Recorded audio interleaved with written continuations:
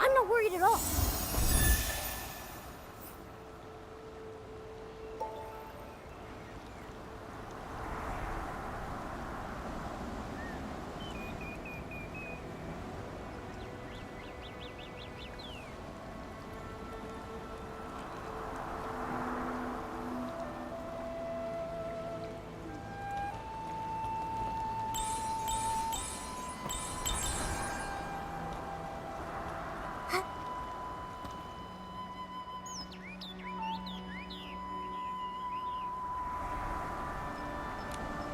He's really trying to avoid the others. Where is he going? Shh!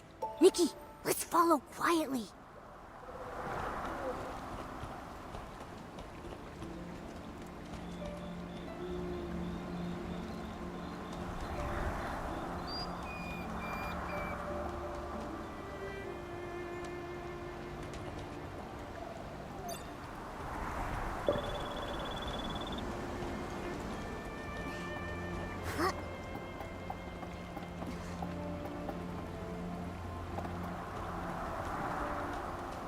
If we could snap a photo of them secretly meeting, we'd have the evidence to confront him.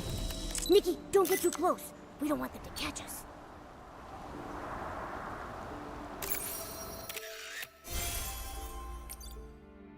They really do know each other. Once it's daytime, we'll visit Gordon and ask why he lied.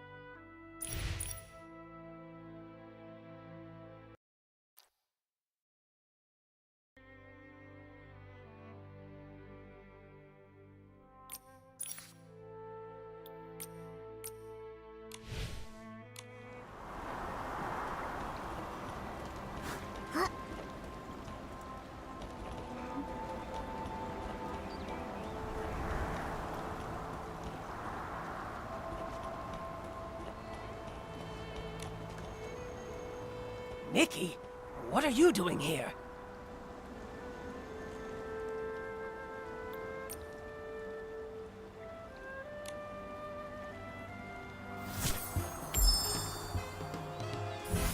Gordon, I have a question for you. What exactly are you doing here?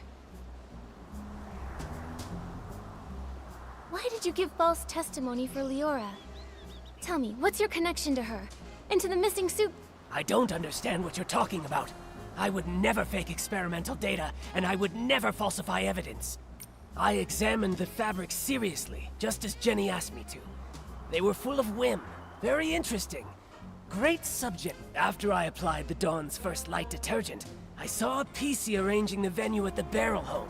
You say it was Leora, so then it was her. I don't understand. What's he mumbling about? Huh, I don't understand what you're... What's he mumbling about? I examined the fabrics seriously, just as Jenny asked me to. They were full of whim.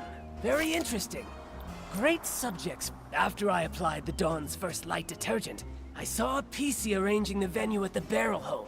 You say it was Leora. That's not what we've been hearing from the other witness. After I applied the Dawn's first light detergent, I saw a PC arranging the venue at the barrel home. You say it was Leora, so then it was her.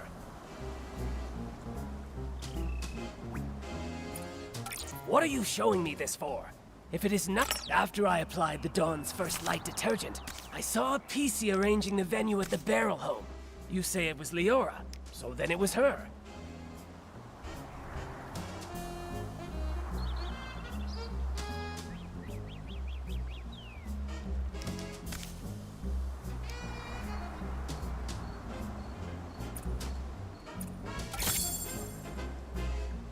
Is that so?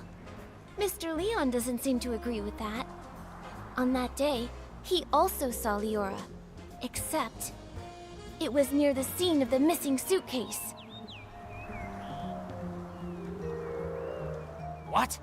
Could such a coincidence actually occur? This is a disgrace to my experiments!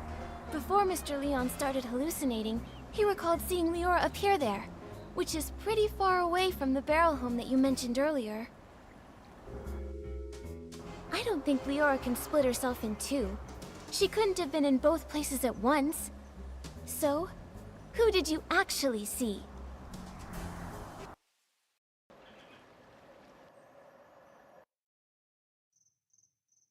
Why should you believe Leon?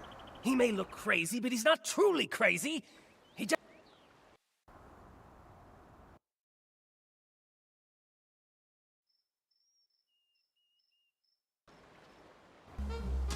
No matter what he says, I didn't lie for her. I don't buy data with insignificant trends, and I don't lie for a PC I don't even know.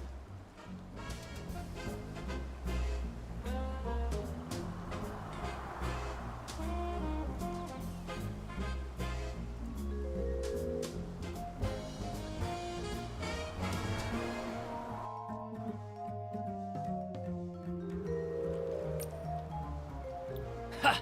Leon's a PC from Sichia too! Maybe he's got a grudge against Leora. Why don't you just accuse him of framing her? Just leave me alone! This Gordon PC. Why is he so aggressive? Ha! Leon, no matter what he says, I didn't lie for her. I don't buy data with insignificant trends, and I don't lie for a PC I don't even know. Nikki, he claims he does... No matter what he says, I didn't lie for her. This should be more than enough to prove that you and Leora do know each other. Who knows how long you've... Impossible! The data is flawed. It can't be like this. Stop denying it. Why are you hiding your connection with Leora? Why risk giving her a fake alibi? Why are you disrupting our investigation? You'd better have a convincing explanation. If not, I'll have to hand you and Leora over to Jenny and the others as the prime suspects for the missing the murder of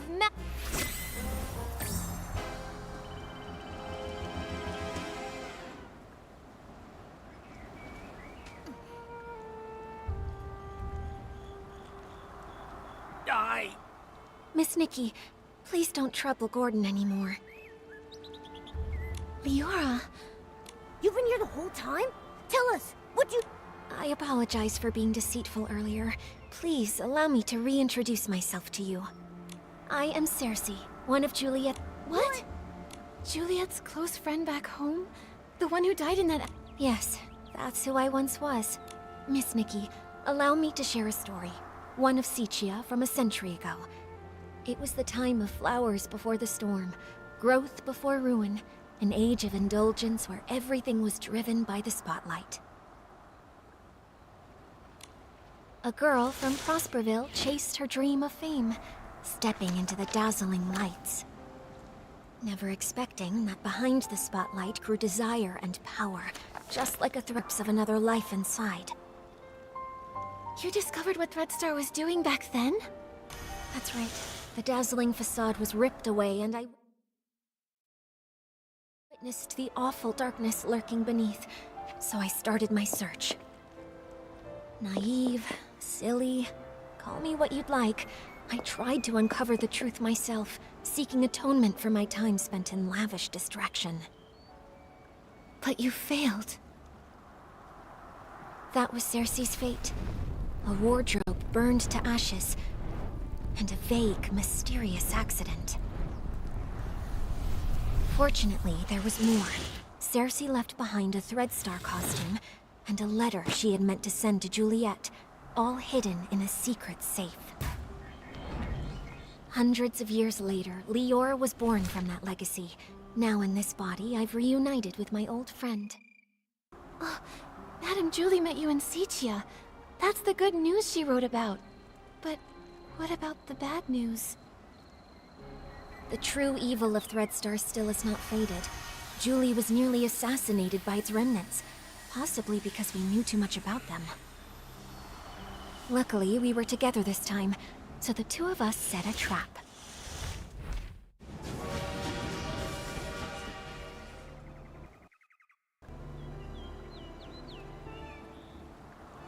Makes her entrance as a box of scrap.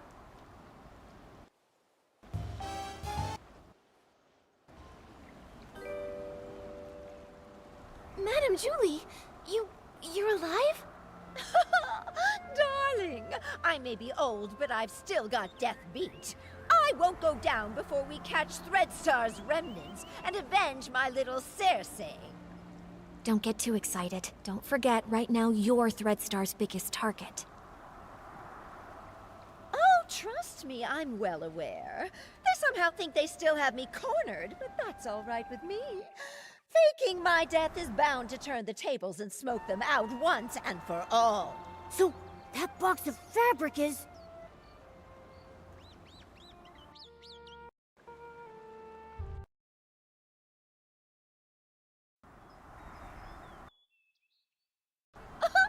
My apologies, Miss Nikki. We didn't want to drag everyone into this plan, so we hid this from you. Gordon's false testimony was meant to divert your investigation away from me. Well, I also owe you an apology. I'm sorry. It's okay. I'm just still processing all this. Given how complicated this is, I understand why you kept things secret.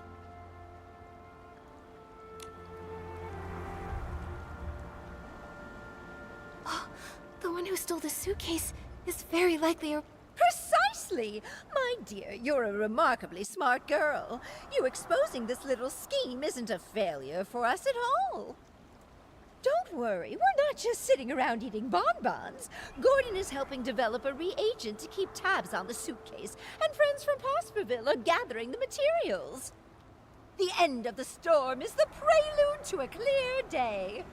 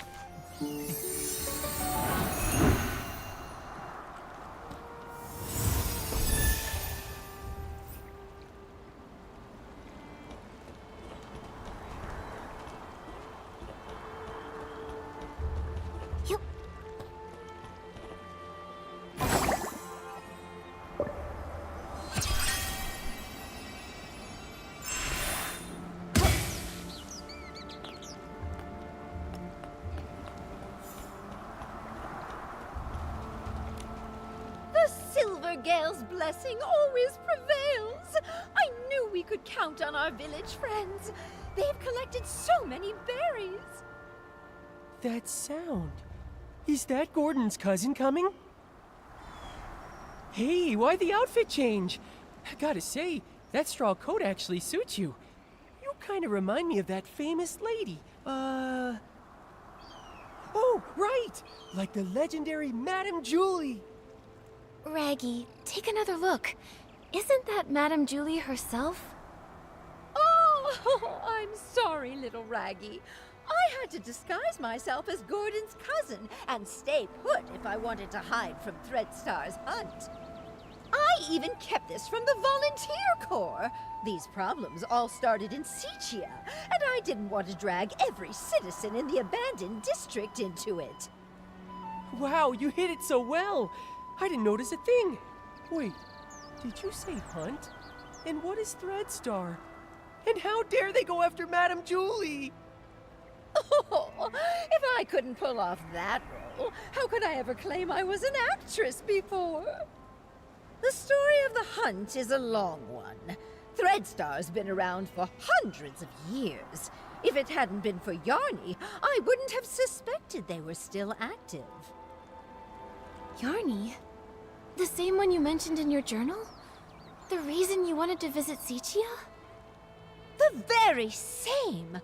He would send letters now and then showing me the new detergents he'd learned about over the past few years. But a few months ago, the letters suddenly stopped. What does Threadstar have to do with... Wait, Yarny had never encountered such ruthless villains before. Being a lone PC, no family or connections, he was an easy target. I ran into Leora at the place Yarny was renting. She was investigating too. so that's how you two reunited. But why didn't Leora reach out to Madame Julie as soon as she was reborn? Because little Leora only came. Threadstar's costumes are all woven with some kind of forbidden power. For centuries, Cersei's wishes have fought tirelessly against the Dark Essence. She reawakened just a few short years ago. No wonder. Leora's been focused on the kidnapping since her awakening, and only found out then that Threadstar's back. Yes. No understands Threadstar's cruelty better than her. My little Cersei. She never said a word, all to protect me. If not for this reunion, I would have no idea what she went through. Thankfully, I finally received the letter she left for me all those centuries ago. She played the part of the little sorceress in As Rain Falls, As Flowers Bloom. They originally wanted me to play the lead, but I knew in my heart that it was Cersei who was truly meant for the role. She was thrilled when she got the role. From the first act to the final curtain call, she scrutinized every word over and over. The storm teaches us to obey, but flowers give us the courage. Dearest sister, remember, sunny days are always waiting. She went over that line 17 times. Maybe when she wrote that letter, she remembered that very line. So she set off. Yes, she was such a silly girl, trembling with worry before going on stage. But when that spotlight found her, she was full of strength. It sounds like Leora never gave up investigating Threadstar. Nikki, we've got to work hard too. We can't let those villains win again. Right. The tragedies Threadstar caused must never happen before our eyes again. We Forgottens aren't going to stand by either. Madame Julie will be safe here with us, while we sharpen our blades and prepare to tear those rotten threads apart. Those berries you collected will also be super useful. The juice they produce is known as Stitchy Splash, and it is a key ingredient for the tracking reagent for the suitcase. What can Momo and I do to help? The berries are almost ready. Let's pick the best ones we can find and juice them together.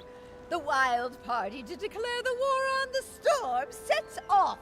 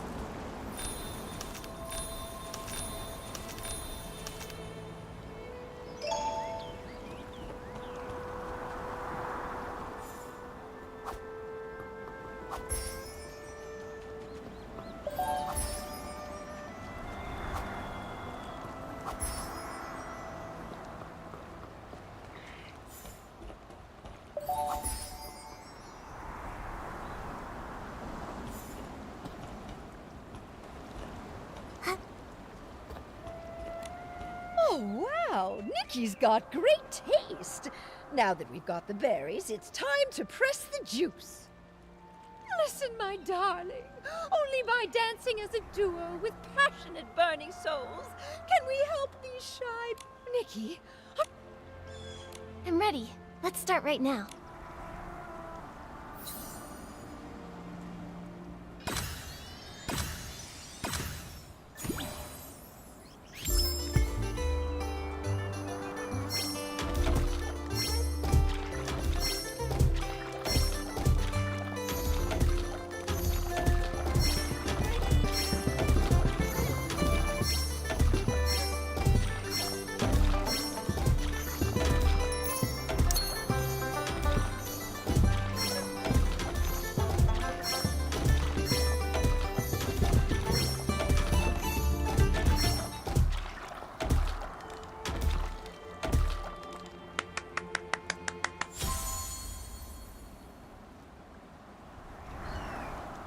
my goodness! I feel like I'm getting younger with each and every step. Nikki, dancing with you is even more wonderful than that final curtain call back in Sichia. Look! We successfully pressed some of the Stitchy Splash juice. This should be enough to fuel Gordon's craziness. Job well done. Once we've unraveled Threadstar's rotten threads, I'll throw a Ripple Estate soiree so grand, and the Forgottens will definitely be included. I really want to go, but I haven't really gotten to know everyone, and I'm all torn and tattered. If I join the Ripple Estate soiree, won't I embarrass Madame Julie? Dear, there are no strangers at the party, only friends you haven't gotten to know. Besides, what's a little wear and tear? I once showed up to an award ceremony wearing a dress with a big rip. The whole point of this party is to bring the entire village together. Even that old stubborn Gordon told me the idea was fantastic. Madame Julie is right. You should come. Everyone wants to get to know you. Momo and I will bring the Stitchy Splash Juice to Gordon, so he can... Let's do it. For the... Let's go, let's go, let's go! You can't run away this time, Threadstar!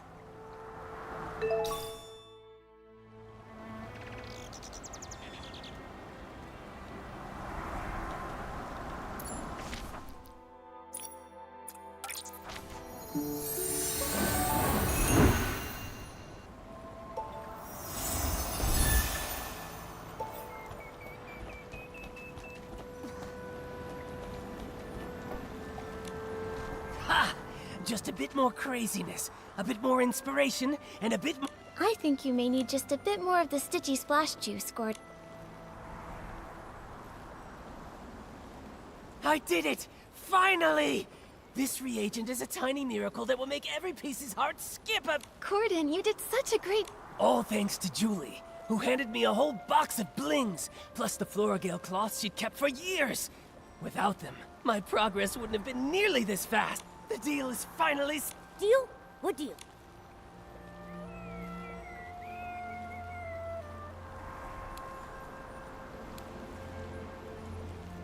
Gordon, did you agree to help just to attend the rip... No, of course not! If that was the case, I would have sent Julie to find other pieces immediately. The treasures in my lab are more attractive and... Anyway, both deals made Madame Julie really happy. Even a top stylist like you was completely fooled by me.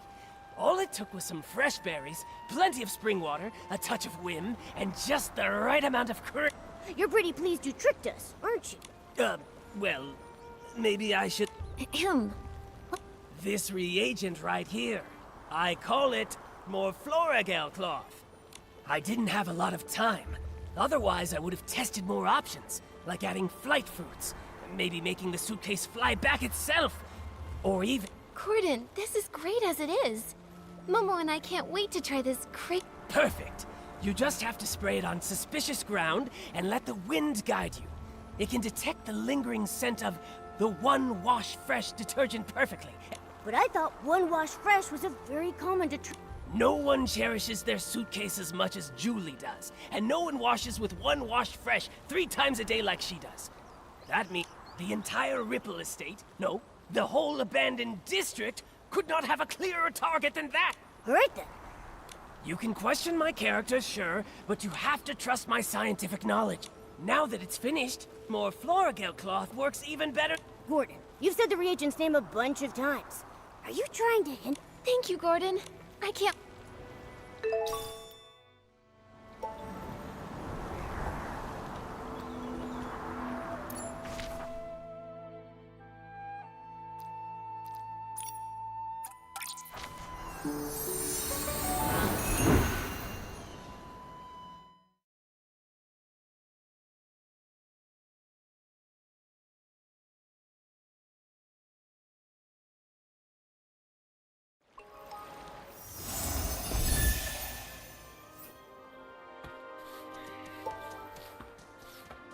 According to Gordon's instructions, here's where we can use the reagent. Miss Nikki, let's give it a try.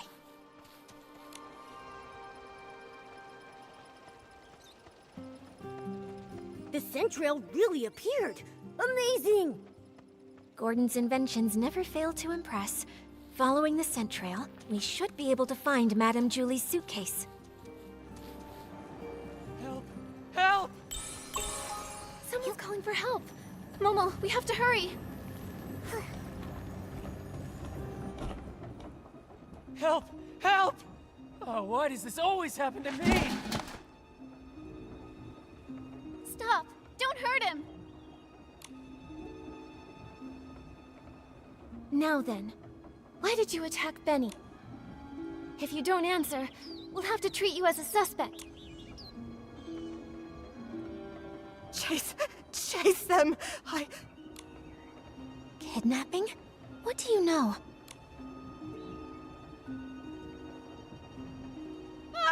Come on! Watch out!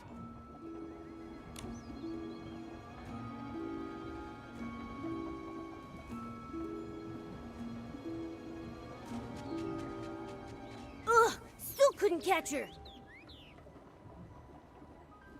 It's okay. We have plenty of clues. We just need to keep investigating. Come on, we should go check on Leora.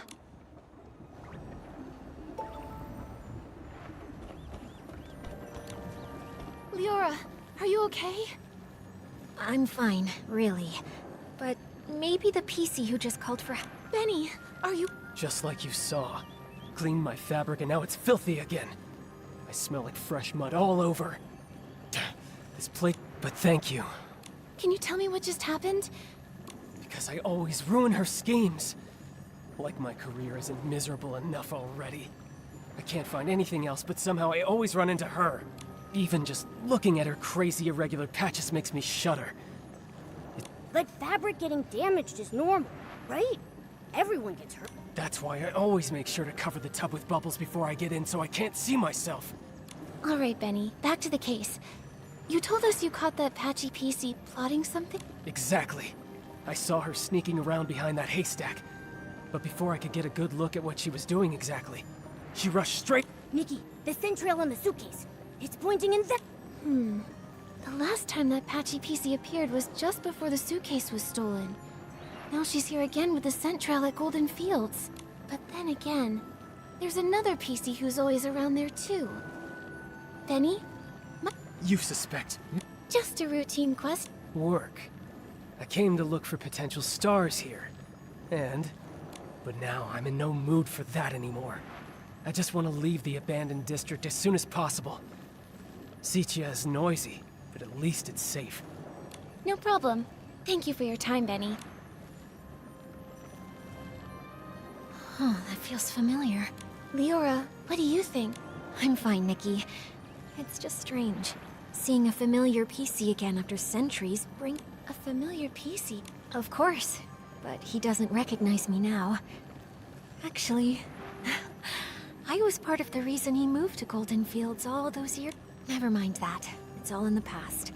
For now, let's track down the missing suitcase. Looks like the scent trail is leading the way. Let's follow it.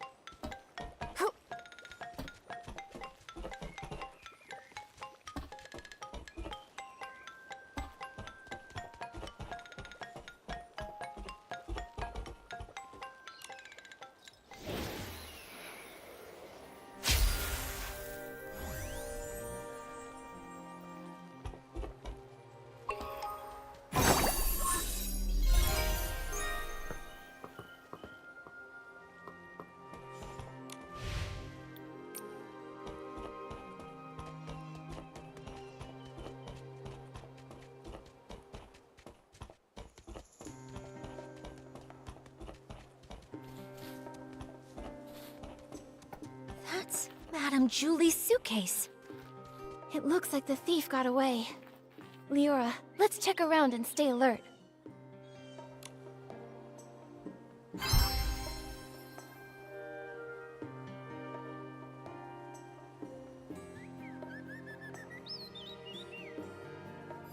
Looks like the suitcase was hidden somewhere secret.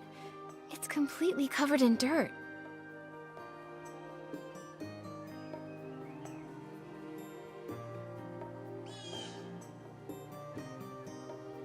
There's a tear here. Is it a scuff mark? Maybe it was dragged on the ground or rubbed against something rough.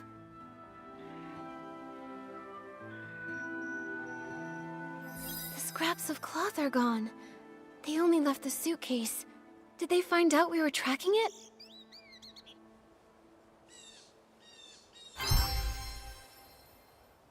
Whether they tried to hide the suitcase or run away with all the scraps, the thief was clearly in a hurry. The suitcase is covered in dirt and has a scuff. Madame Julie's gonna feel awful when she hears. Nikki, how did the thief know we were tracking the suitcase? They couldn't?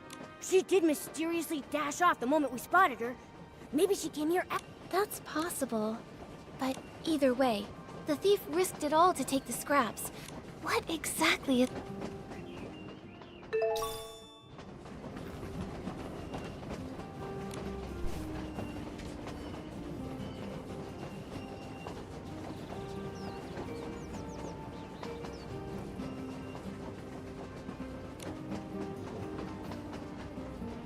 The last failure?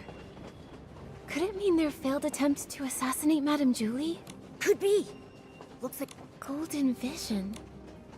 Maybe that's why they snuck into the Ripple Estate soiree this time.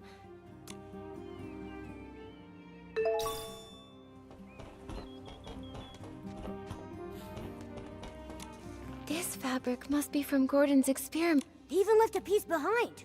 See, Which means we must be getting close.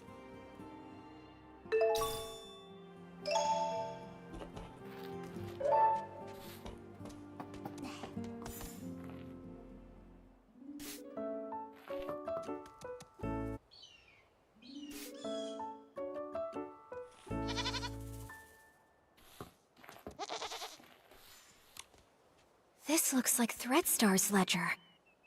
It really was them who stole the suitcase. Let's look around and see if... The latest entry says the trades have gone underground. Looks like Threadstar isn't wiped out yet after all.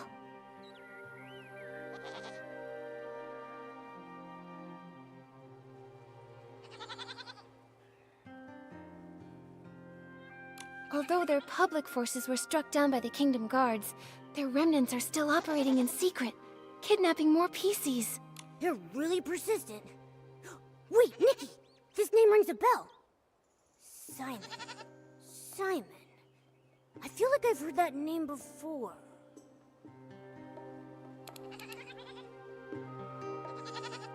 Oh, it was...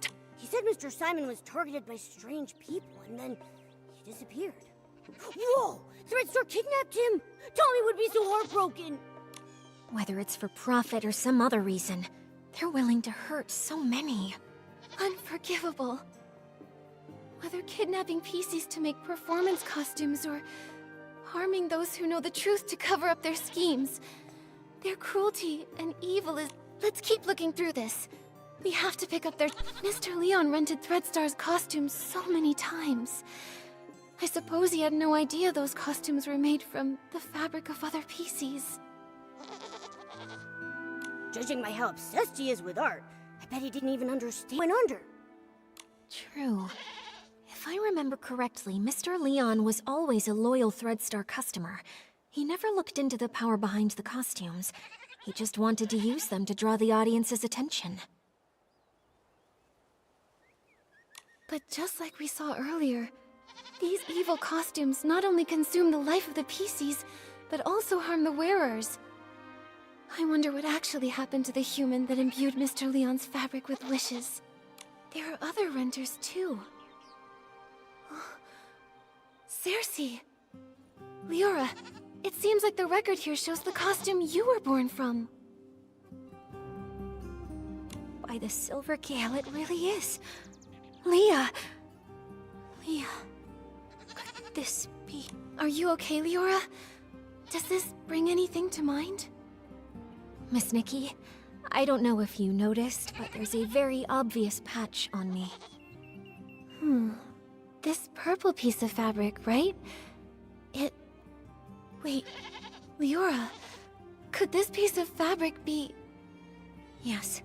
Since I woke up in the safe, I could clearly feel it belonged to another PC. It's not part of me. It carries emotions and memories that aren't mine. It belongs to Leah. Only today did I learn her name. But from the moment I woke up, I kept having these dreams. Dreams of a little girl's laugh, a mother's comfort, a sudden separation, and lullabies she sang to herself. Small flower breathes in rose, the dreaming child with secrets glows. Wind blows soft on the ridge, sending our song. Those are Leah's memories. Yes, the memories come in bits. I can't see them clearly. Maybe it's because Leah's greatest wish was to go home. In the darkness and turmoil, she could only hum the lullaby her mother once sang. Quietly. Maybe it's because of Leah's memories that I've been following this kidnapping case since I woke up. And I've come back to Prosperville once again. Sorry, Miss Nikki. All right, Leora.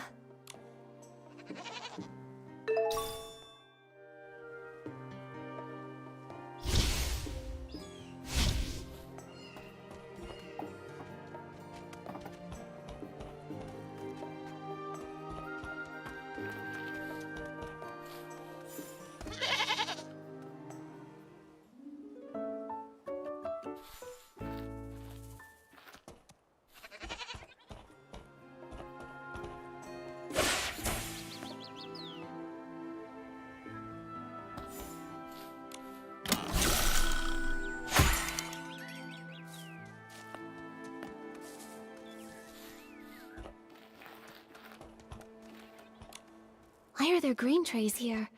I don't think weed stalks usually... Could it be for feeding the birds? Some of my bird friends love this kind of grain, especially spread out and dried. Believe it or not, it's actually pretty tasty. I see. But do other PCs leave... Probably not. If other PCs came by a lot to feed those birds, our culprit probably would have been discovered by now. I can't imagine they'd want to hide Madame Julie's suitcase in a risky place like this, especially with so many PCs around. So maybe it's the thief feeding the birds. Could be, but it sounds so strange. Poisoning the detergent, stealing the suitcase, maybe trying to harm Madame Julie, but they're gentle enough to feed the birds? What exactly are they thinking? I don't know. Whether human or PC, I suppose someone's thoughts can get pretty complicated. Anyway, these grains are evidence. Let's take just a little bit back with us. Leave the rest for the birds. If they come back for a snack, they'll find something tasty. There probably aren't any more clues here, but we still don't know where the thief ran off to. Nikki, Leora's still in the wheat field nearby. Let's go find her.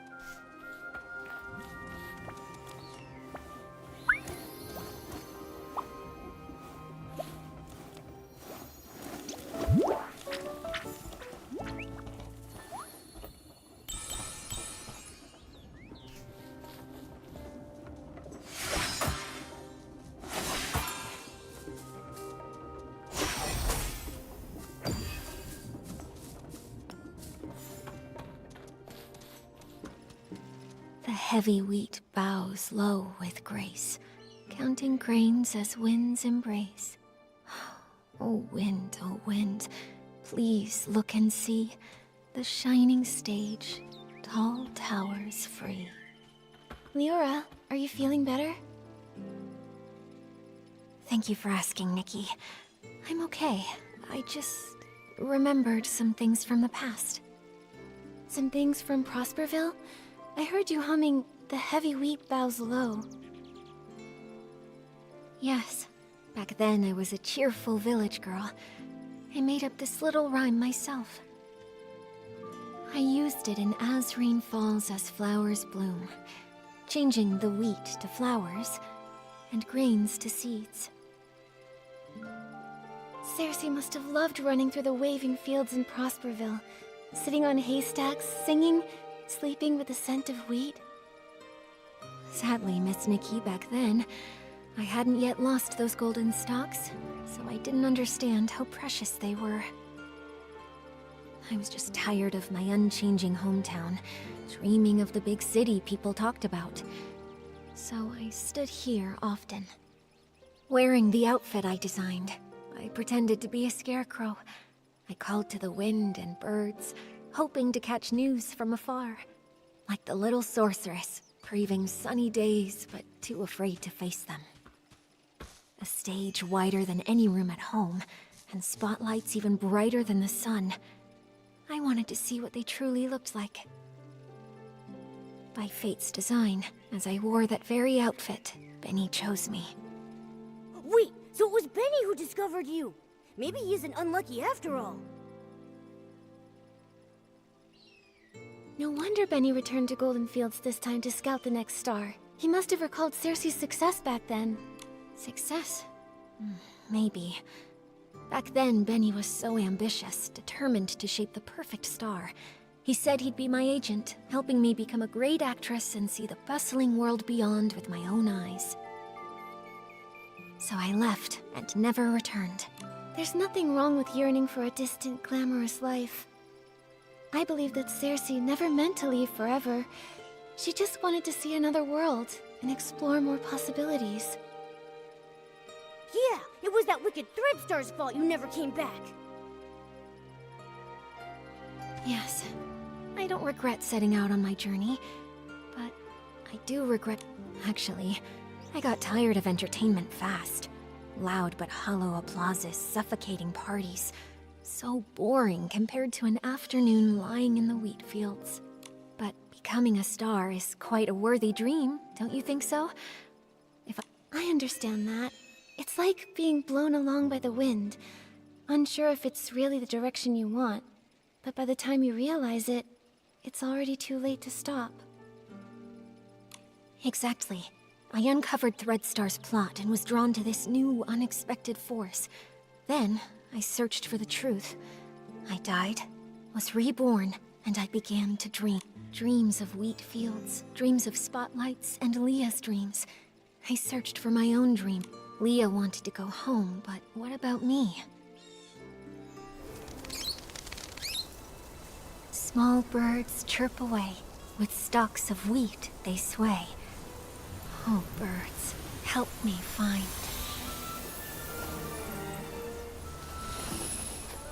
Find the sunrise where I began. Find the last of the crossroads.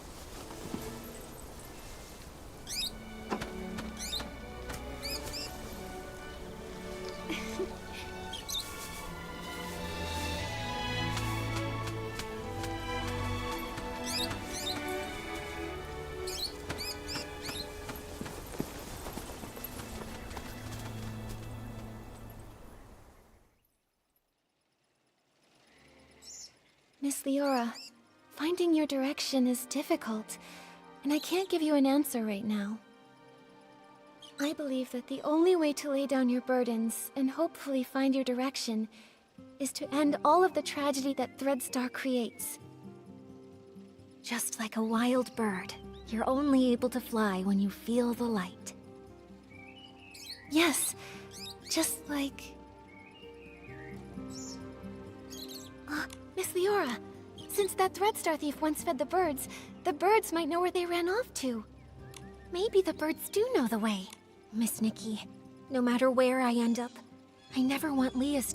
This outfit has the ability to call the birds. Let's give it a try. After all... My inspiration came from the wheat fields, and it's only within these fields that this outfit is able to access its full power.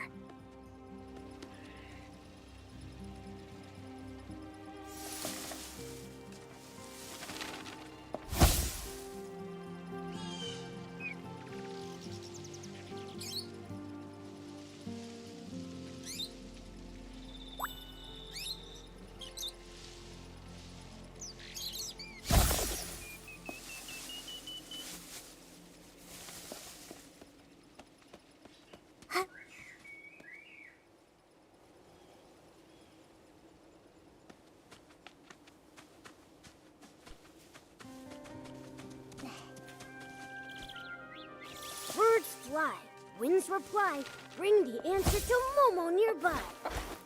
The birds said the piece you fed them was very gentle, but always seemed worried, and kept saying that if they couldn't leave, they would hide in the most unexpected place.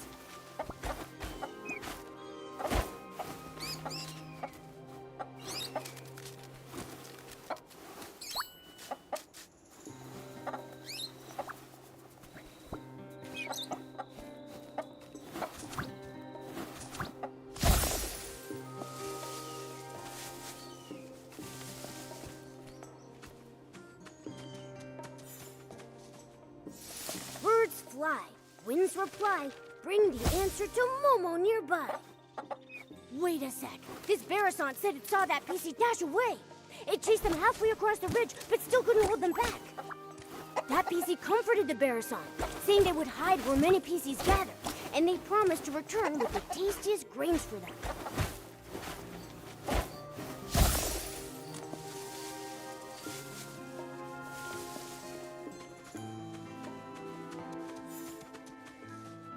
Birds fly, winds reply, bring the answer to Momo nearby. Wow, the PC talked with the birds about how to hide from predators.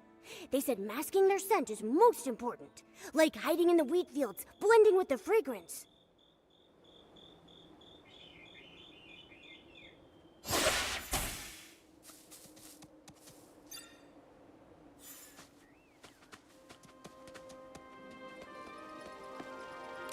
So the birds saw that thief.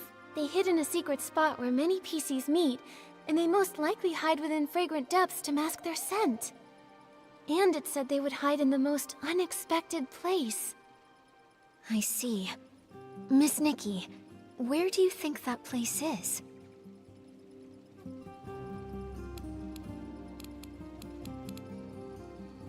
The Market of Mirth is the busiest place. But there isn't any fragrance over there. Good point. Oh, it's Ripple Estate! They're about to host the Ripple Estate soiree. Where do PCs gather with lots of... The Ripple Wine Cellar. Exactly. The most dangerous place might actually be the safest. Wow! Impressive, Detective Nikki! Such a clever thief. Without the bird's help, even if we searched everywhere, we'd probably end up at the estate last and never think to check there. Thank goodness for good timing. I'll head back to the Ripple Wine Cellar to confirm their whereabouts now. But the Ripple Wine Cellar is so complex. If only a few of us are going, are we actually going to be able to catch them? Nikki, should we ask Jenny for help? Momo's right. But Jenny and the others need to focus on keeping order at the Ripple Estate and preventing everyone from panicking. Maybe we can ask Raggy and our leader for help. Right now, they're the only ones who know the truth about Julie faking her death. Maybe they'll lend us a hand. Great. They're both very skilled. If we work together, I'm positive we can corner the thief. Leora, let's meet at the Ripple Wine Cellar.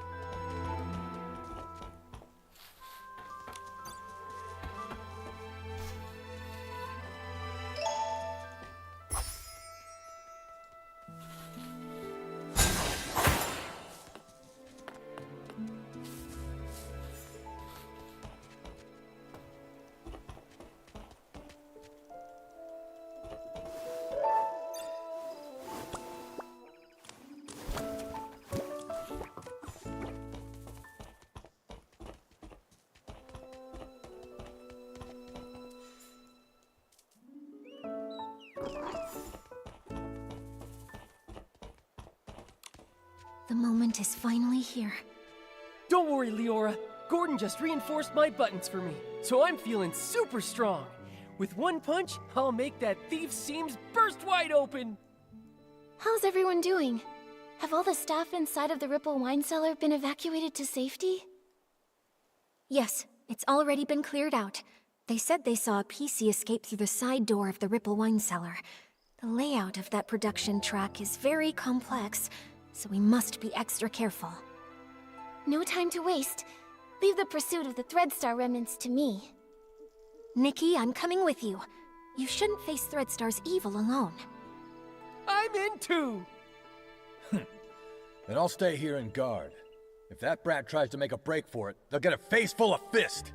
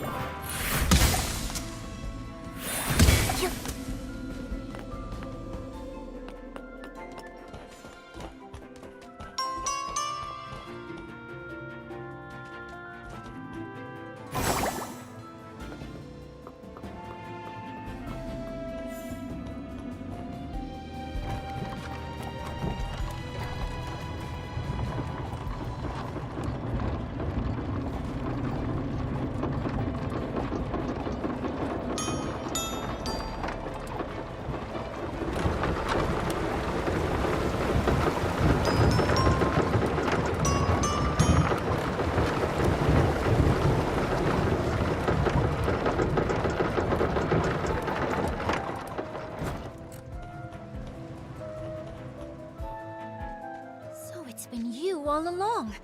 Colleen, this time you won't get away.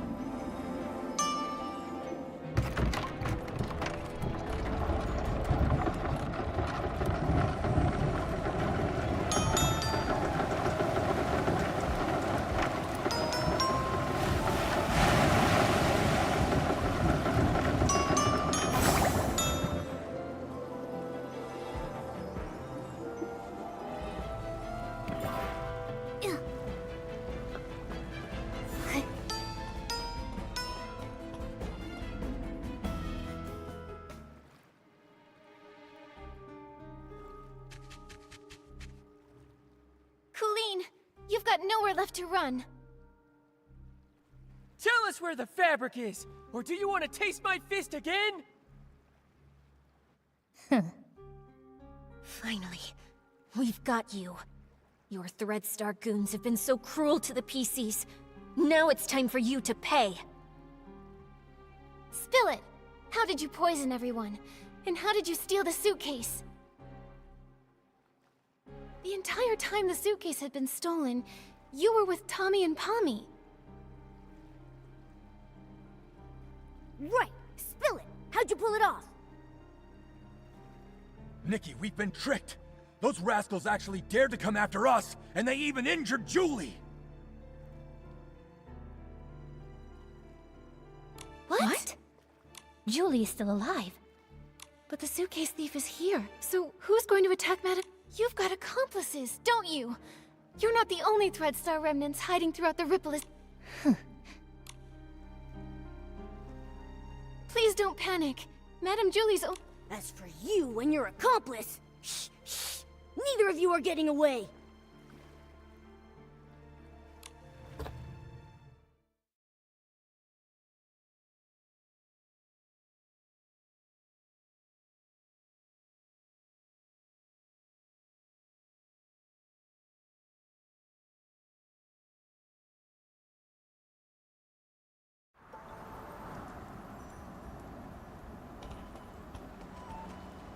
Stitching, stitching, endless stitching. Ugh, if only I'd already perfected the immortal fabric. Immortal fabric? What a crazy idea! I like it, but I don't think I'll be needing it. This little wound won't leave a single stitch mark. Julie! Madame Julie, are you all right? Do not worry, my dear. If you ask where I was hurting the most, I would have to say not being able to use the strongest detergent for a while was truly heartbreaking. You always make it sound so easy. What exactly? I'd have to say I was pretty lucky, if it weren't for my friend over there. Her again. Madame Julie, are you saying that she attacked you? She saved my life. Earlier, a swarm of S-lings suddenly appeared in the village. Julie said they were after her. She told our leader to protect the others, then drove the S-lings away. Then, there was some sudden commotion that shook the windows open. I quickly floated over and saw Julie injured, with this PC lying beside her. Even I couldn't see exactly what happened. Luckily, she was fast and agile. She suddenly darted out from nowhere and pushed me out of the way. Thank you. She actually saved Madame Julie. We never even got the chance to speak with her properly. Who is she really? And what is she trying to do? Gordon, is she badly hurt? Of course! Thanks to... Nikki, I think she wants to...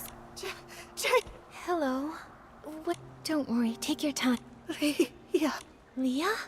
Leora. Could it be that she suddenly leapt at you because she sensed Leah's presence? But how would she even know Leah? Could it be? Small flower, breathe. The dreaming Wind blow. Leah. She seems calmer now. I'll try playing this lullaby on the violin. Hopefully, she can rest peacefully in the music.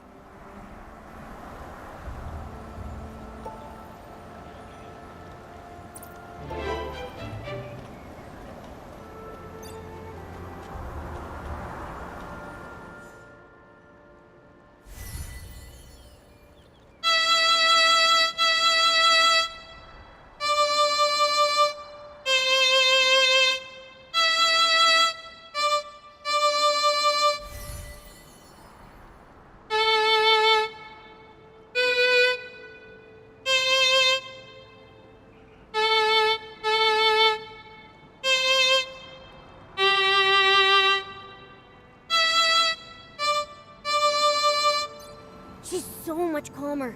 That's wonderful. Nikki, she's sleeping soundly. Gordon can start examining and repairing her now.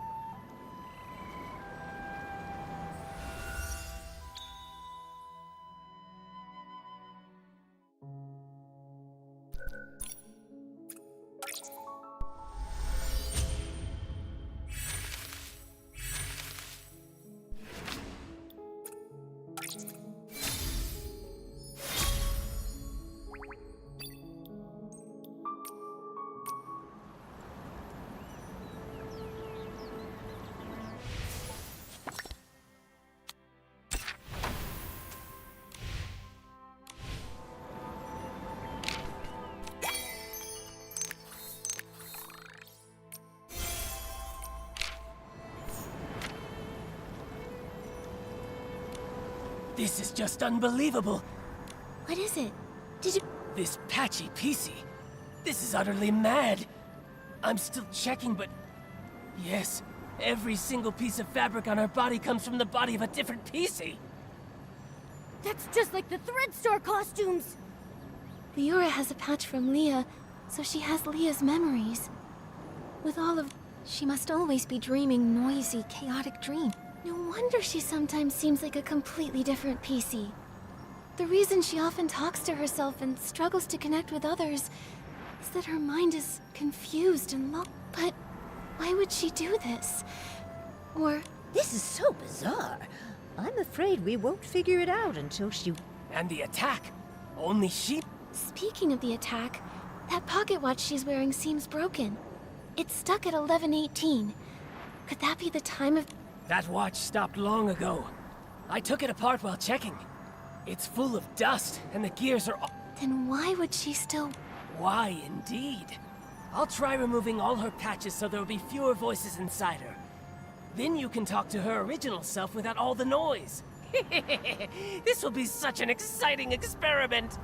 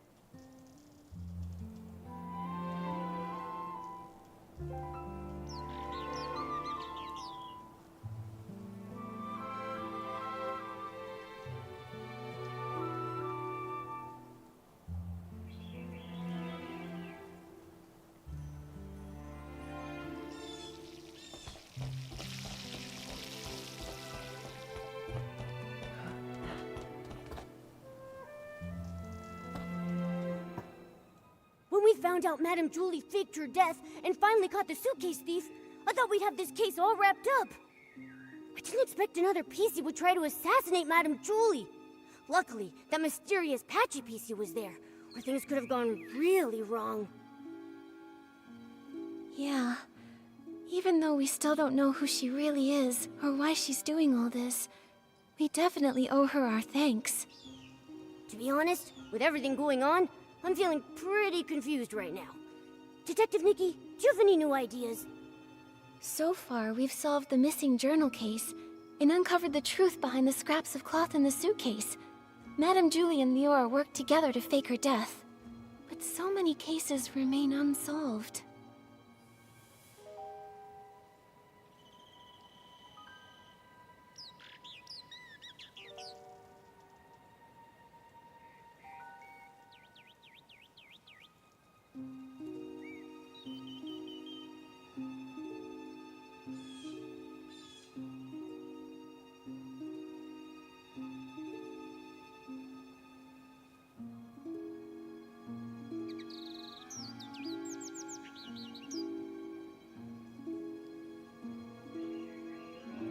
We never managed to catch who poisoned the Dawn's first light detergent. But now the evidence might be pointing to Colleen being the culprit.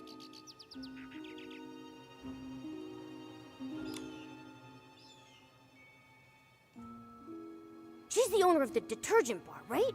Hasn't she been researching the detergent industry at the Ripple Estate? She probably figured out the secret formula for soup. And since she knows more about detergents than most PCs, this poisoning method wouldn't be hard for her. And there's more. We tracked the suitcase and ended up at Colleen, but she didn't actually steal the suitcase. The real thief is probably an accomplice of hers who's still hiding in the shadows. Look at her, with that top hat and bow tie. I thought she was just a cold but decent PC. Turns out she's a major troublemaker. Luckily, with Gordon's reagent and help from Leora and Raggy, we managed to trap her. Why is she so And there's more. If it weren't for Madame Julie and Leora stepping in... Using PCs to... It's too cruel. I can barely say... Even though the Kingdom Guard's Operation Starstrike was a huge success, they're preparing the gold... At least we caught Colleen, found she needed help.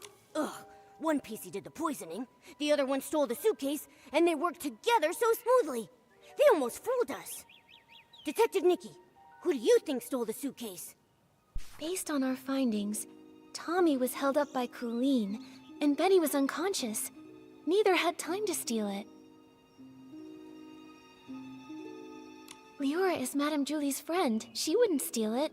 And Mr. Leon had hallucinations near the scene and had multiple eyewitnesses confirm his innocence. So no suspects there either. But Colleen didn't have any time either. That only leaves the Patchy PC, right? But she was the one who saved Madame Julie. I'm a bit confused now. We must have missed some key information. It seems like the Patchy PC's identity and motive might be the key to all this. Let's hope the truth comes out when she finally wakes up.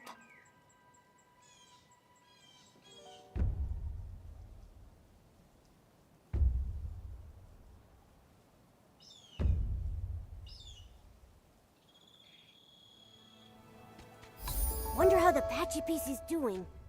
Nikki, let's head to Prosperville to check on her and Madame Julie.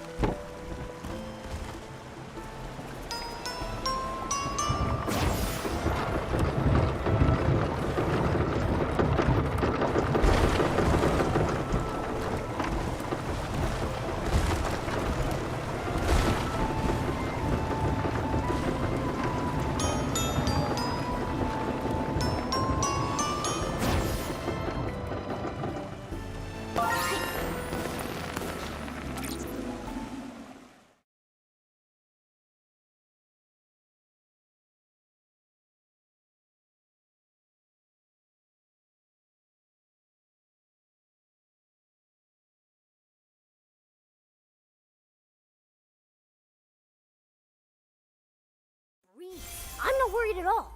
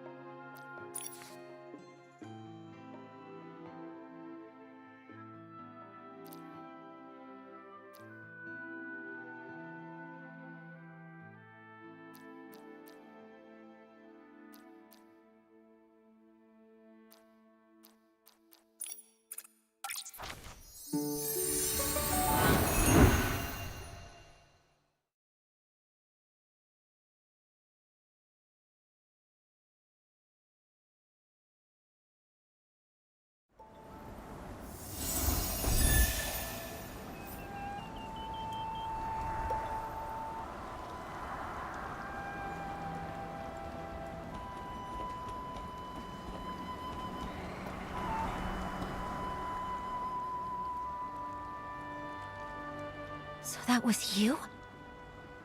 I just told the guards what's happening. Threadstar's gaining momentum, but I was careless. Leora, and that patchy PC lady, what are you trying to say? Hello, Kingdom Guards. I'm Scarlet the Seeker, former Kingdom Guard reporting in. Miss Scarlet was a member of the Kingdom Guards. She's the one who uncovered Threadstar's plot, leading to Operation Starstrike.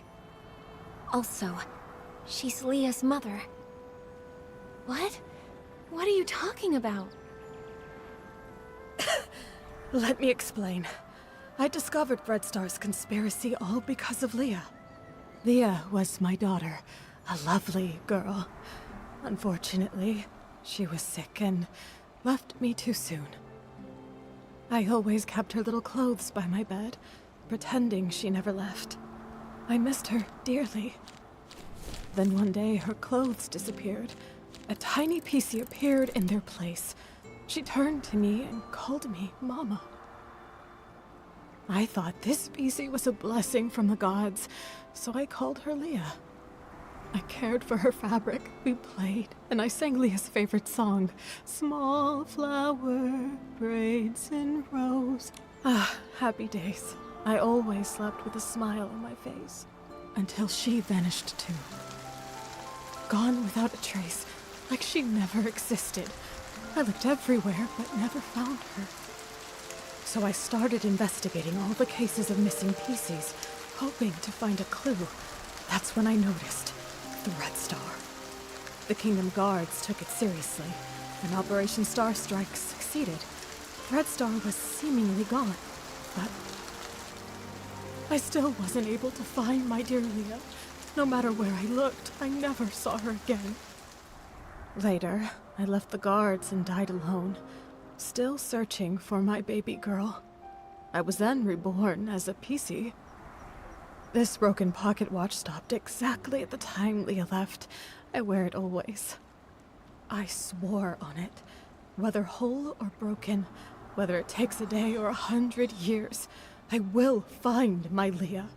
After a while, I began sewing pieces of the victim PCs onto myself, piecing together their memories to find the truth. I've followed those memories ever since. Threadstar kidnapped Leah and turned her into... That's why you were so emotional seeing Leora. You were sensing Leah. Yes, those memories confused my mind, but I will never forget Leah's presence. Leah, my little Leah, I miss you so much. Wind blows. I know. I followed Benny here because I suspected that over the decades, he's been helping Threadstar pick kidnapping to... Wait, so you think Benny is a member of Threadstar? That's... Attack? I did chase him, but I didn't succeed. How come? What a liar. Benny wasn't at the fermentation zone his first day at the estate. I found him there, but that was early on the second morning. Wait, that's the day after the first poisoning case.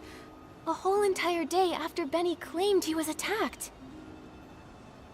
His first day hiding in the estate, I couldn't follow him inside. The next day, I followed him to the fermentation zone, trying to catch him. I was distracted by a noise, probably one of his accomplices. The so-called attack was just a setup. I understand now. We need to catch Benny quickly. Don't worry, Gordon asked Jenny to keep him locked up. Both he and Colleen have already been detained. Unfortunately, the PC who attacked Julie used some forbidden power to strike from a distance. I didn't see them, so I can't be sure if it was Benny. That's okay. You get some rest. I'll take it from here. I'm heading back to Ripple Estate to have a...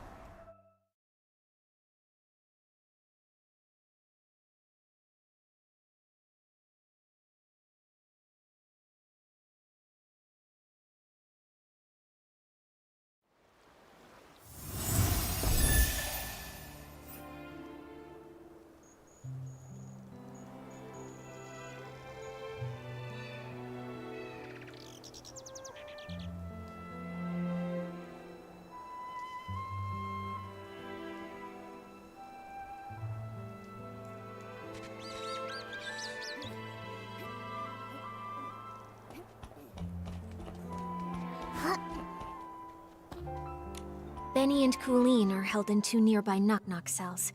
It also looks like the others found these shredded fabrics on Colleen, but she won't explain why she's... As for Benny, I have yet to see him. I heard he's insisting on his innocence and begging to leave the abandoned... Suspecting an old friend must feel It's okay, Miss Nikki. After hearing about Miss Scarlet's investigation, I had some doubts about Benny. After all, if it hadn't been for him, I wouldn't have started renting costumes from Threadstar. Huh? Didn't you start to suspect him when Threadstar got into trouble? Threadstar was popular then, and their custom stage costumes were in high demand. Benny was a perfectionist and wanted me to rent a magical costume to boost my influence. It wasn't that strange to me. So just like I never told Juliet about these things, I never told Benny I was investigating Threadstar either. But I never expected to run into him here, right when we were tracking down Threadstar's remnants. Returning to the abandoned district after a long time, and running into so many accidents, it's hard not to be suspicious. Indeed. I've been afraid to face him because I'm worried I might get a bad answer. Leora, were you close to Benny in the past? Close? Yes, I suppose. As my agent, even though he was treated differently because of his facial scar, he always did his best to shield me from unwanted gatherings and fought for me to have more opportunities. I appreciated him. Benny said the scar was an old injury. Did he get it back then? No, it was even earlier. He was born from a torn piece of clothing. The owner of the clothing was a struggling actor who had an accident. It happened during a very dangerous performance. Both he and the costume were left with a permanent scar, and his dreams shattered. When I met Benny, he never really spoke about it, but kept washing himself and tidying the house, as if trying to repair every broken piece of his life. The pain from that accident, just like that scar, never faded from Benny's heart. Maybe because of this, he was a perfectionist and very strict with me, demanding I be a perfect star in everything I did.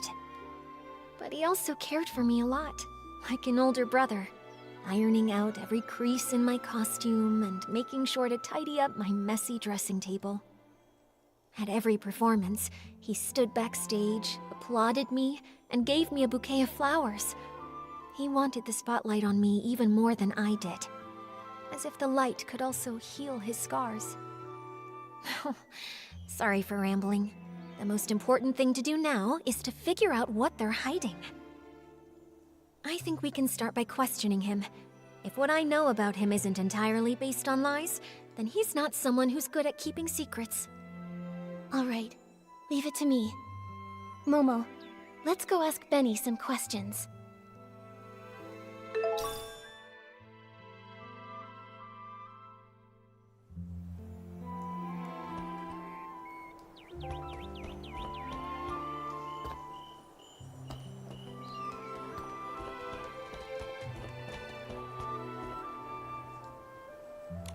You again? Detectives. Is it my turn to be treated like a suspect now?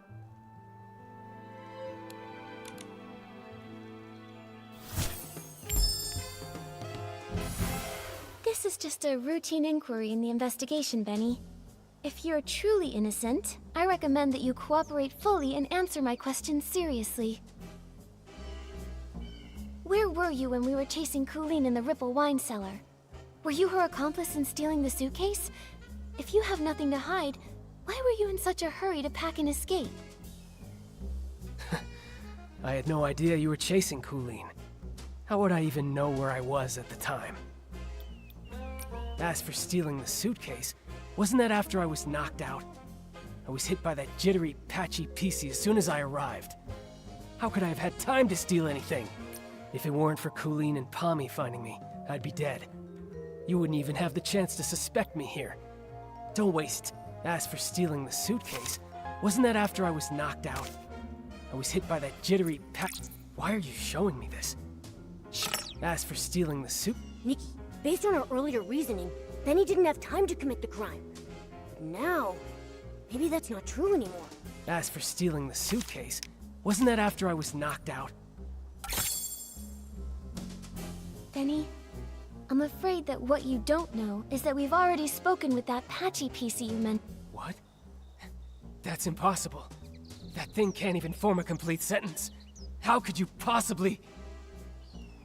Ms. Scarlet has finally regained her senses. She's not some evil PC like you tried to frame her as.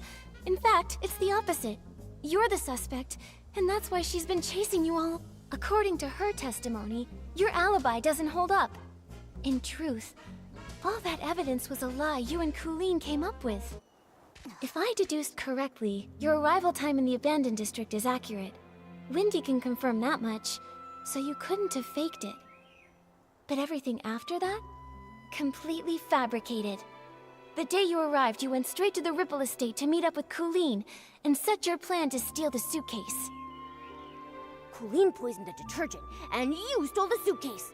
She poisoned herself so she wouldn't be a suspect for the suitcase theft. Exactly. After stealing it, you left the estate and met with Colleen in the fermentation zone. She always said she had a habit of doing her research at night. But once you left the estate grounds, Ms. Scarlet spotted you again. Thanks to Colleen's help, you managed to escape. After that, the two of you chose to stage a fake attack scene to frame Ms. Scarlet. That way, everyone at the estate would be on guard against her.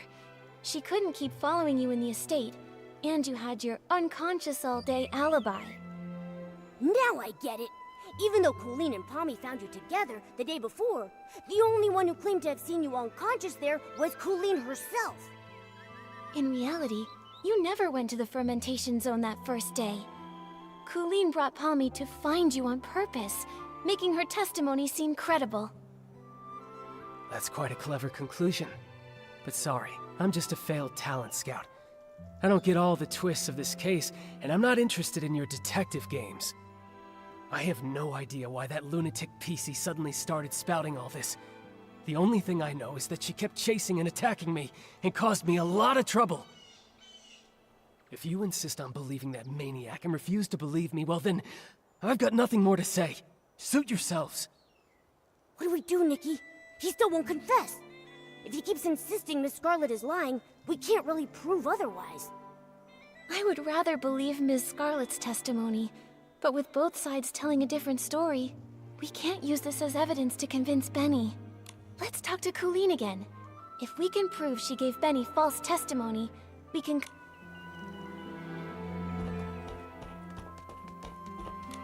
So, now you've sent a human and this little yellow furball. I'm not in the mood to talk.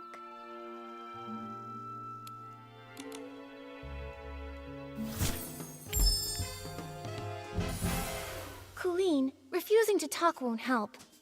Since you had the guts to steal Madame Julie's suitcase, you should have been prepared for the truth to eventually reveal itself. Since things have progressed this far, you might as well cooperate and tell us your reasoning for stealing the suitcase. You're so gentle with the birds, so why stay loyal to a cruel organization like... Steal a suitcase? Nonsense. You were chasing me so fiercely that I got scared and hid for my own safety, that's all. I didn't steal anything.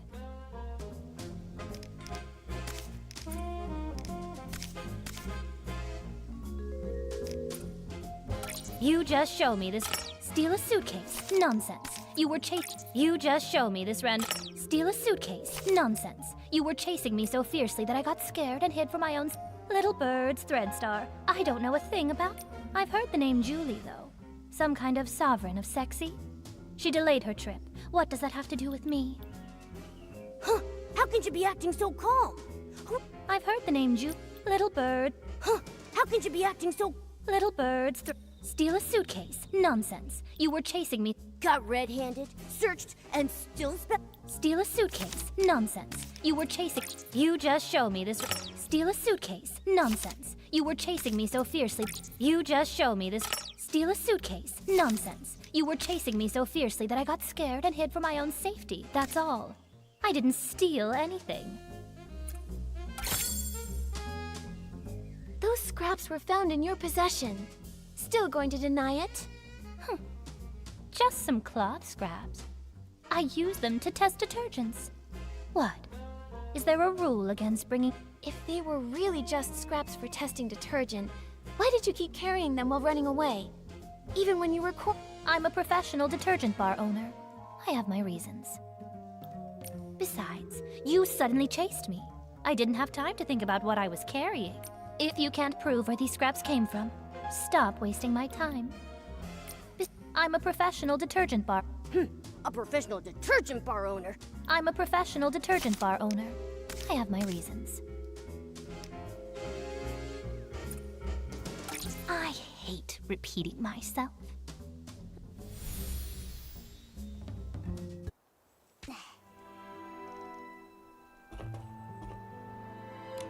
So, now you've sent a human and...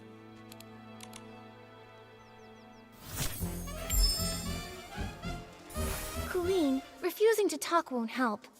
Since things have progressed this far, you might as well cooperate. Steal a suitcase? Nonsense. You were chasing me so fiercely that I got scared and hid for my own safety, that's all. I didn't steal anything. Little birds, Threadstar. Steal a suitcase? Nonsense. You were chasing... Those scraps were found... Just some cloth scraps. If they were really just scraps for testing to... I'm a professional detergent bar owner. I have my reasons. Besides, She sure had enough time to feed the birds. besides, you suddenly chased me. I didn't have time to think about what I was carrying. If you can't prove where these scraps came from, stop wasting my time. Nikki, we have to prove the fabric on her matches. If you can't prove where these scraps came from, stop wasting my... Colleen, does this piece look familiar? We found it near Madame Julie's suitcase at Golden Fields. The one you... If we compare this piece with the scraps we found on you, it will prove they're the same fabric.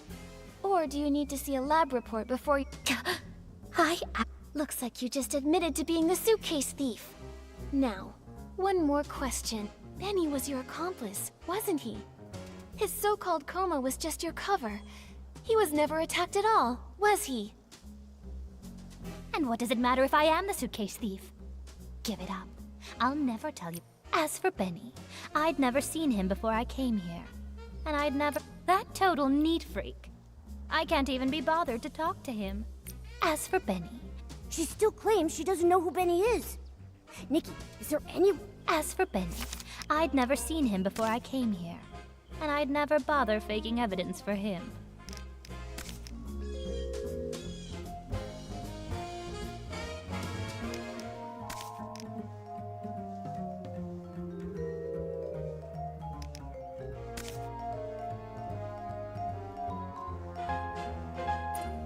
Why bother asking? I already admitted. As for Benny, I'd never seen him before I came here. And I'd never bother faking evidence for him. Why bother asking? As for Benny, I'd never seen him before I came. Why bother asking? As for Benny, I'd never seen him before I came. Benny's notes say he often visits the Nightshade Lounge, the very one you own, Colleen. He even pays monthly tabs. A hands-on bar owner that goes as far as to personally test detergents, and even carries around test fabric scraps just in case. And yet you... That fool. Of all the things, how could he drop this page? Stupid. It's over, Colleen. No denying it now. You and Benny were a team, poisoning the Dawn's First Light detergent just to steal that suitcase. Why? What is this golden vision? Why kidnap so many PCs? Why target Madame Julie? Don't you think enough PCs died already? Colleen, it's not too late. Tell us the truth, and we can stop more PCs from being lost. Fine, I do know Benny. But just like you said, it's nothing more than a bar owner and a regular. I'd never risk faking evidence for a customer. And even if he came fairly often, I never liked that man. What a pretentious fool. What do we do, Nikki? This is the most stubborn PC I've ever seen. She's still not telling us anything. If she refuses to talk, we have no way to keep investigating. Momo, we need to find a flaw in her collaboration with Benny. Maybe we can start from here.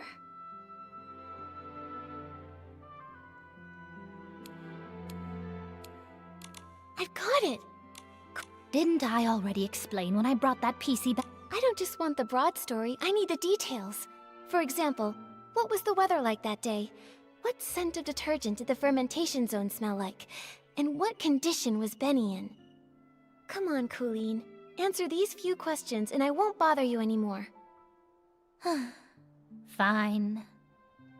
That early morning, actually, the very morning of the Dawn's First Light chaos, I went to check the fermentation zone and saw a buttonfoot and a white glove coming from the wooden barrel house. The weather was just normal. The air carried the scent of aroma lily, which gave me a headache. As for Benny, I thought he was just a worker resting, so I didn't pay much attention. I had no idea it was him. Then the next day, you brought Palmy with you, and he was still there. Palmy checked, and that's when you realized it was Benny, knocked out from the attack? Correct. But you already know that, don't you? The morning after the poisoning incident, the weather was fine, and the air smelled of flight fruit. He was lying in the exact same spot, still unconscious. Just one blow to the back of the head, and he is out that long. How pathetic. Now, is that enough? Don't bother me anymore.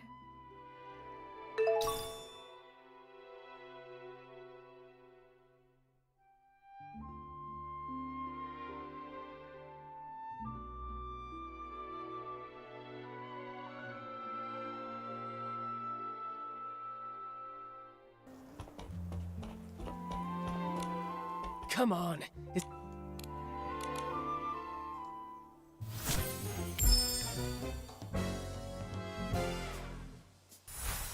Benny, we have one final question. If you can answer it honestly, please describe your experience of being attacked and knocked out. And Questions, questions. Why so many questions? I already told you. I arrived that very morning when the Dawn's first light incident happened. It was still dark when I reached the estate. I got lost for a while before I found the... Still bad-mouthing Miss Scarlet. It was still... As for the weather, it was pitch dark. Sounds guilty to me. As for the weather, it was pitch dark. Who knows what the weather... Then suddenly she attacked me and knocked me out. When I woke up, Pommy and the others had already taken me back to the estate. Still bad-mouthing Miss... Then suddenly she attacked me and knocked me... As for the weather, it was pitch dark. Who knows what the weather was like? The scent? Probably something like wool fruit. I was really tired at the time. I just wanted to ask for directions.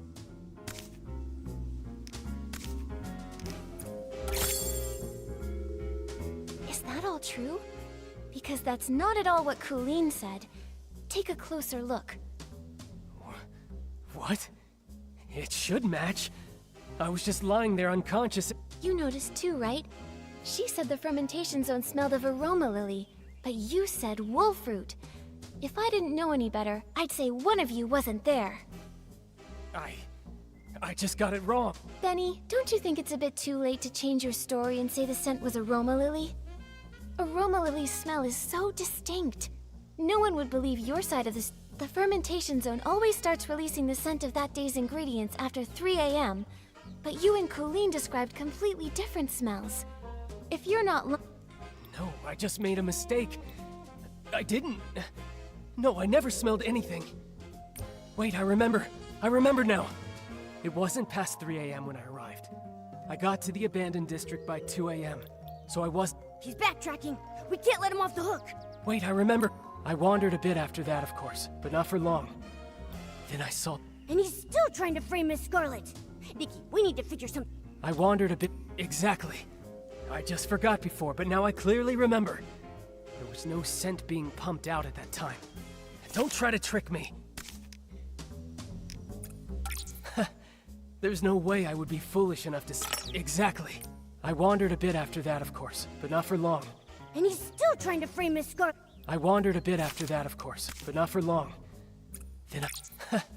There's no way I would be foolish enough... I wandered... Wait, I remember. I remember now. It wasn't... No, I just made a mistake. I didn't...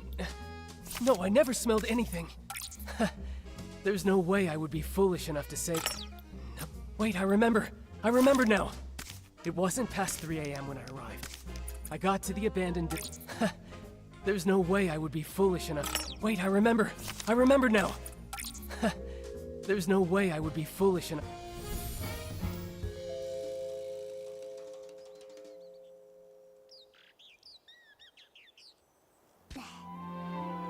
Come on.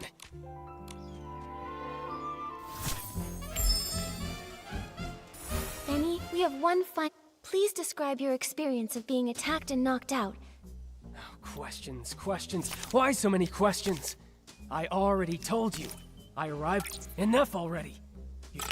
Question. It was still dark when I reached the estate. As for the weather, it was pitch dark. Who knows what the weather was like? Is that all true?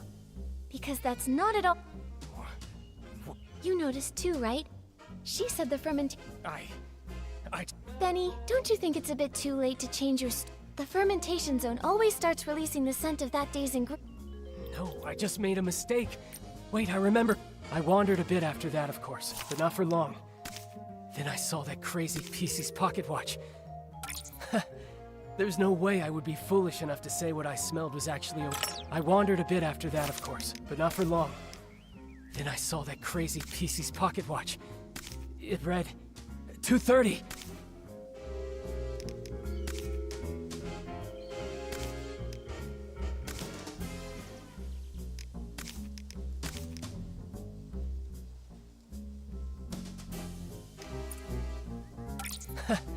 There's no way I would be foolish enough to say.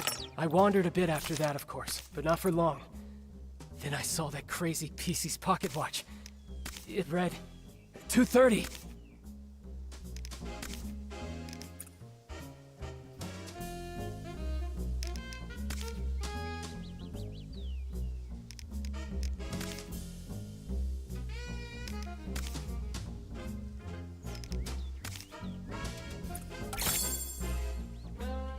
You made a huge mistake, Benny.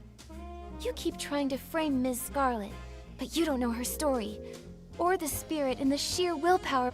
That pocket watch was broken from the start. It's forever stuck at 11:18, the time Ms. Scarlet lost her— Broken? Always broken? Lost her daughter. Her daughter was murdered by Threadstar. You couldn't have seen 2:30 on that watch. So you're lying. It's over, Benny. Time to admit you lied. We already know your background. You're both Threadstar's villains, sent to the abandoned district to carry out the Golden Vision, right? This is your last chance to redeem yourself. Tell us why you stole the suitcase, and why you tried to kill Madame Julie. And stop working for Threadstar. Come clean and we'll go easy on you. If you're honest, you'll get a lighter sentence. No. Prison? Impossible! I have no idea what you're talking about! What Threadstar? What about killing Julie? I don't know anything! As for the scent in the pocket watch, who knows? Maybe I just misread it. You're just the type who won't cry until death's staring you right in the face! What evidence do you have that proves I work for Threadstar? Show me! How can you verify that I helped Colleen steal the suitcase? You caught her, right? You should find the suitcase and the cloth on her. If so, then lock her up! You're ruthless! Your ally doesn't matter to you at all? Why should I care about what happens to her? I just want to go home already. I don't want to stay in this place for another moment! Go away, detective. Without solid evidence, don't expect to hear another word from me! Nikki, looks like they're both refusing to cooperate. We should figure out our next move.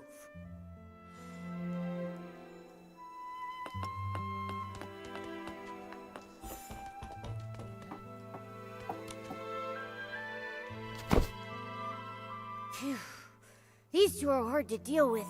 They're starting to crack, but they still won't confess. Don't lose hope, Momo.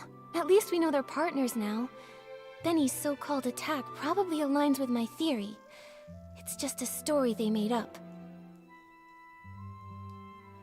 Threadstar must have sent a few members to the abandoned district. Well, what exactly is the Golden Vision?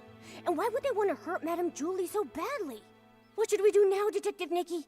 Their lips are totally zipped. Hold on. Like I've said before, no matter how perfect a crime seems, if you look closely enough, cracks will always show. I doubt that we're going to get any more information from Colleen. She would rather confess to stealing the suitcase and accept being punished than tell us what really happened.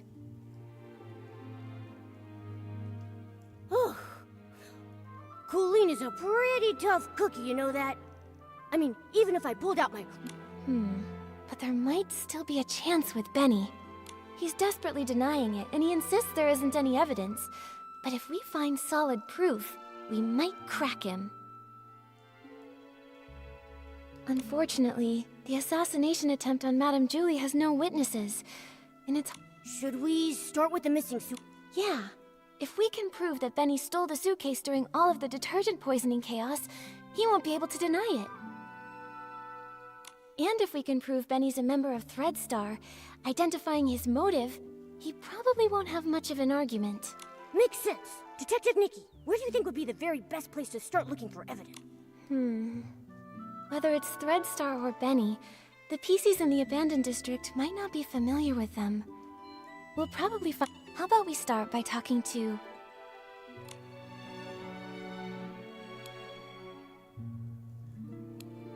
Mr. Leon. He was right there when the suitcase was stolen. We only discovered Gordon's false testimony thanks to his statement. Maybe... All right, let's get going.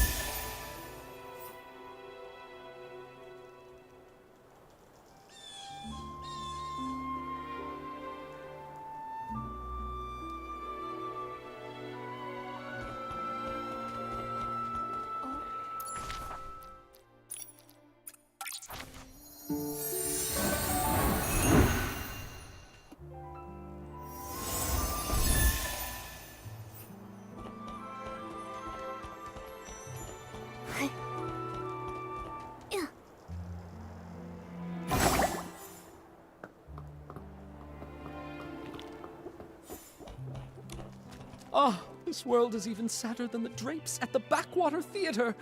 My passion has burned here for 20 years, yet it still can't light up your blinded eyes. Are those lines from the performance you were rehearsing before? Kindred spirit! Through your eyes, I finally see the reflection of true art. Miss Nikki, Mr. Momo, you finally come to enjoy this one-man show.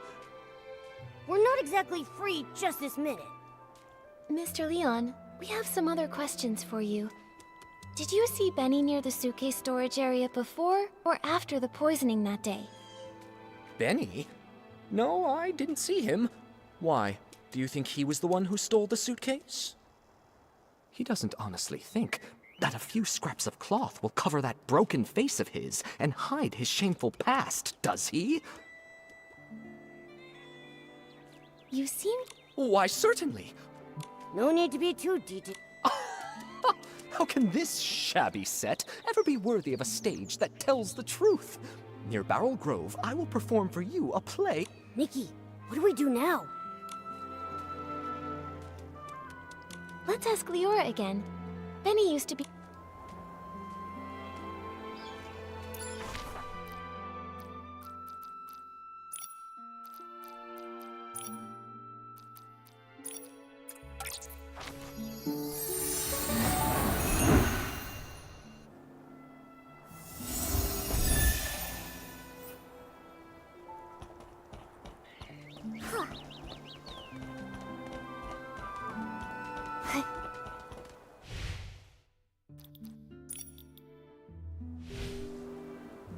But I don't know which of the seeds will bloom. That's from As Rain Falls, As Flowers Bloom. That line only appeared in the premiere. I rewrote it later on. Back then, I always liked to oppose things he liked on purpose. After all, he could be pretty harsh. When I first arrived in Sichia, I felt like a bird finally flying far away. Wow. He's always been stubborn.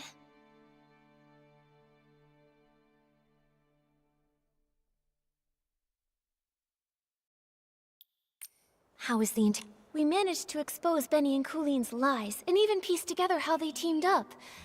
It's too bad. Without concrete evidence, they just keep denying everything.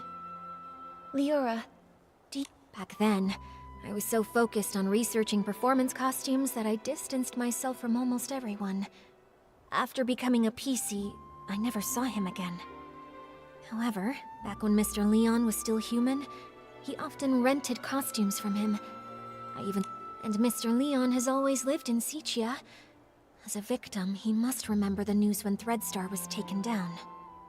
Makes sense. Knowing him, he'd definitely jump at the chance to be interviewed and go on and on about how he was the victim. thank you, Leora. Sorry to trouble you with these questions. It's okay.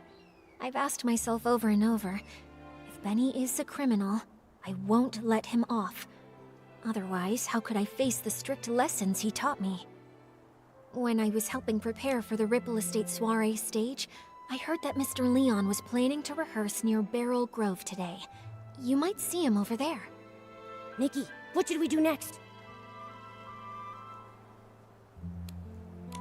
I want to ask Tommy first. Makes sense.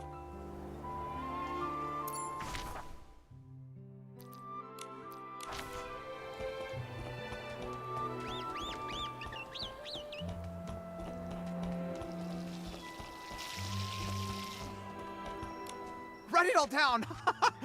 Even if I don't make it. Oh. It means That guy only has Madame Julie and Cersei on.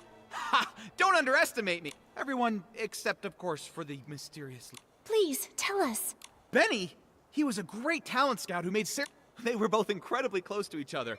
When Cersei won the Golden Setia Best New Artist Award, Benny cried so hard backstage he couldn't even keep his sunglasses. Ever since Cersei unexpectedly died, his career dried up. Now, even the drink shop thinks he's bad luck and won't hire him. Yikes. That workplace environment is just brutal. After all, his temper and the scar on his face didn't win him any favors. Not to mention his time in prison. Prison? I remember it had something to do with... that briefing was stolen by Mr. Leon. He shouted, "Oh, the ink upon every single one of the newspapers will forever be my stage! I can't wait to get to Beryl Grove and share my art again!" After declaring that, he left in quite a hurry. Who knew that even columnists have to watch out for robberies too? I'll be avoiding him from now on. Sounds like something Mr. Leon would do. I think we should avoid him too. Nikki, what do we do now? Mr. Lee? Ugh.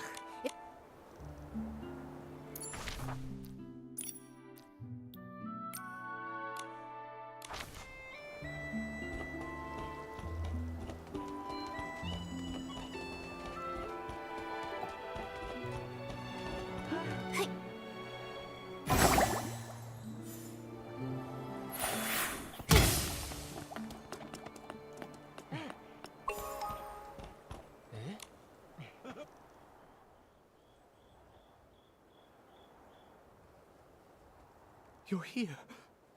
At last. Eyes untainted by worldly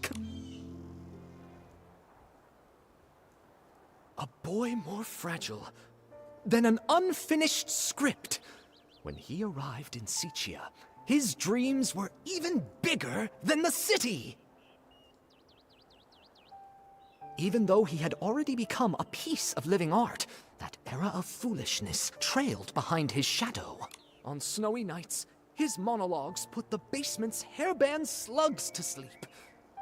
The applause that should have followed, lost along their way. Until one day, a kind gentleman gave him a gift powerful enough to shake the world, whispering, "Wear it, wear it." He knew everything has a price.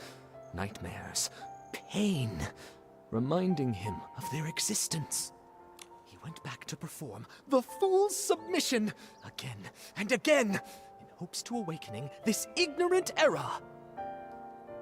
But he fell, forever left upon the platform leading to his dreams. Could that man be from Threadstar? Ugh. So they used everyone's dreams and it cost your life. But, Dear audience, don't be like those who know nothing. Intermission time! Shall we have a little preview of Act 2? Look at you, such furious faces. Surely you've seen through the gods' twisted little trick. Such pitiful jealousy, too afraid to let the true starlight fall upon me.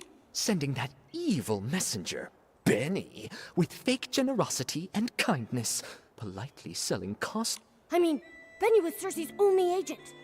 I never suspected that he could possibly be one of the culprits behind selling all those stage costumes. This is truly shocking. And now it's clear. He really is connected to Threadstar. This is Mr. Leon, thank you for your help. I never expected that you too were hurt by Threadstar. It's fine, it's fine. Every step on stage I make now is rehearsal. All in preparation for... Just wait and see. The boy who fell on the platform will be back. carrying all the scripts rejected to expose this. Nikki, can we finally take down Benny now? Let's expose Threadstar's whole scheme and reveal the truth behind everything. This suggests a link between Benny and Threadstar, but we'll still need solid proof that— But no one suspected Benny when we investigated the suitcase. Ha! Miss Nikki. There were plenty of audience members obediently seated under the stage that day. Why not go ask them? You mean... Oh, right! We questioned Squeaky and Belford, but we got caught up with running around. We haven't even... Maybe she'll link Benny to stealing this... Then what are we waiting for? Come on!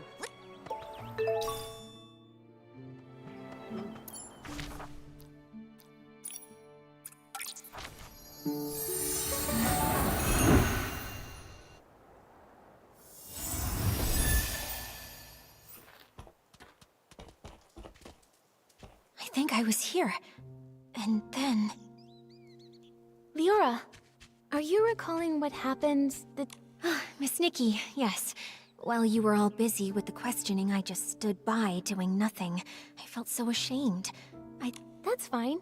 In fact, we were thinking the same thing. We came to hear more about that day in detail. Of course. As always, the first to receive the dawn's first light that morning were the on-duty staff, so they would be able to quickly return to their posts. After I applied it and was about to head back, I noticed some staff were already showing symptoms.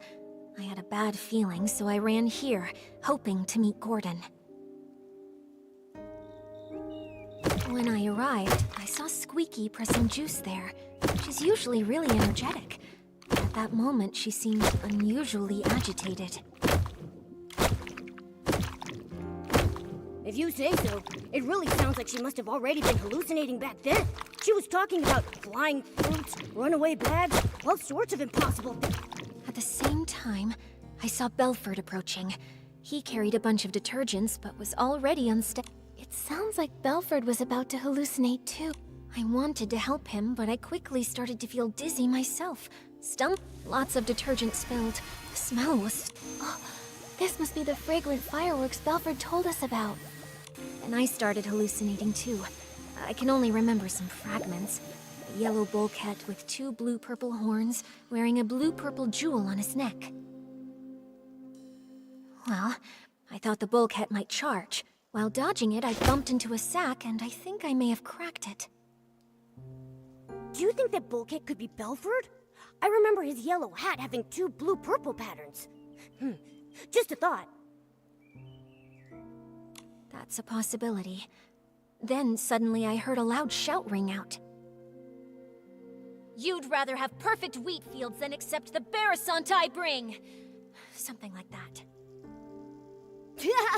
That has to be Mr. Leon.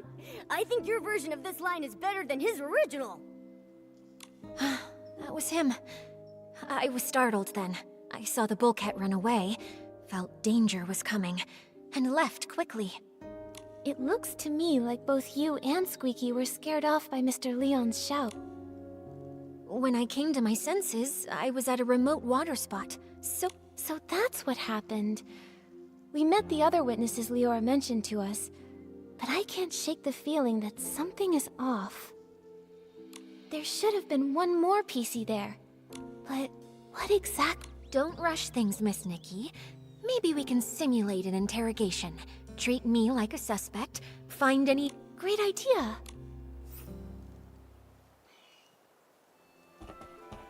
Ready, Miss Nikki?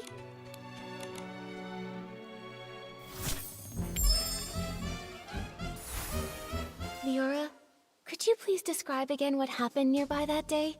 Especially the part where you saw Squeaky and Belford. Not a problem. When I arrived here, Squeaky seemed already caught up in hallucinations, pressing juice with wild agitation. Belford was on the other side, transporting detergent but already unstable. I tried to help but felt dizzy, and after that, I fully slipped into hallucinations and fought with an imaginary bulkhead. Well, I think that was a mistaken vision of Belford. Later, I was startled by Mr. Leon's passionate performance. With Belford pacing around nervously, we both left the place. That matches with Mr. Leon's that seems to match Belford's testimony. After the Belford was on the other side. That's what Belford told us earlier. Is there anything that doesn't line up with... Belford was not a problem. That info matches Squeaky's testimony. Not a problem. Belford was on the other side, transporting detergent, but... Got it.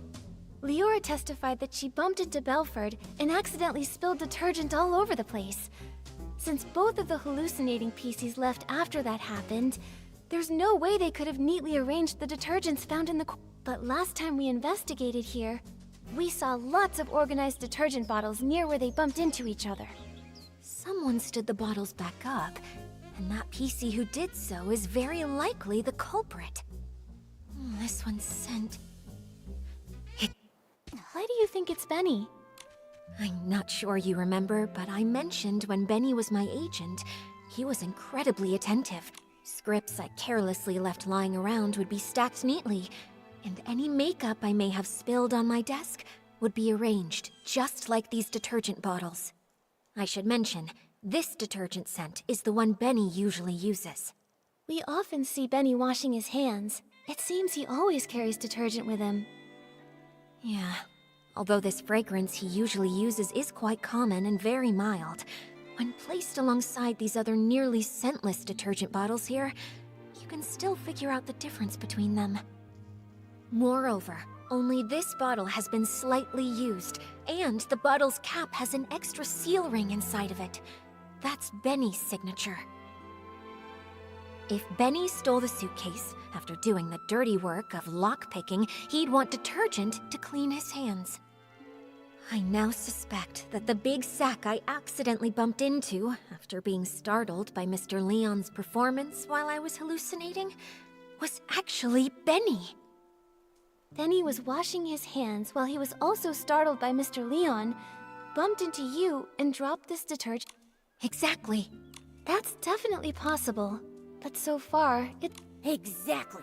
And since this detergent is so common, Benny could easily blame another PC for leaving it behind. I think we'll need to dig a little deeper. It would be my pleasure. Ready, Miss Nikki?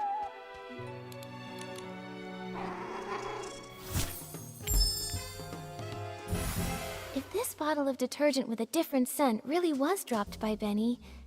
Oh, I see. In that case, there's still one suspicious detail.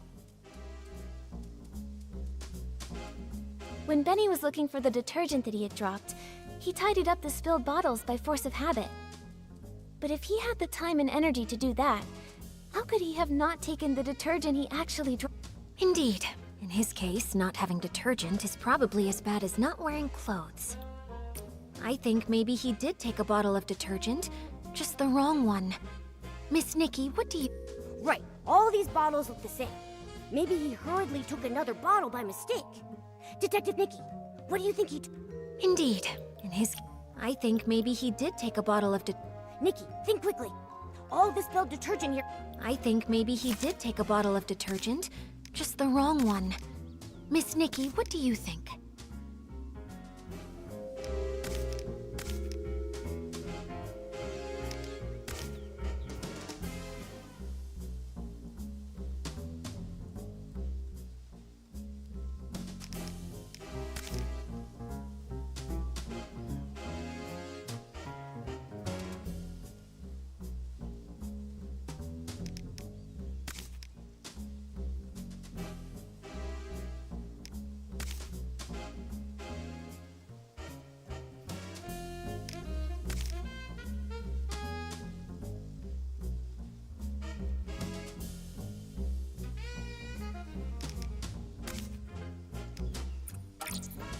This might not be I think maybe...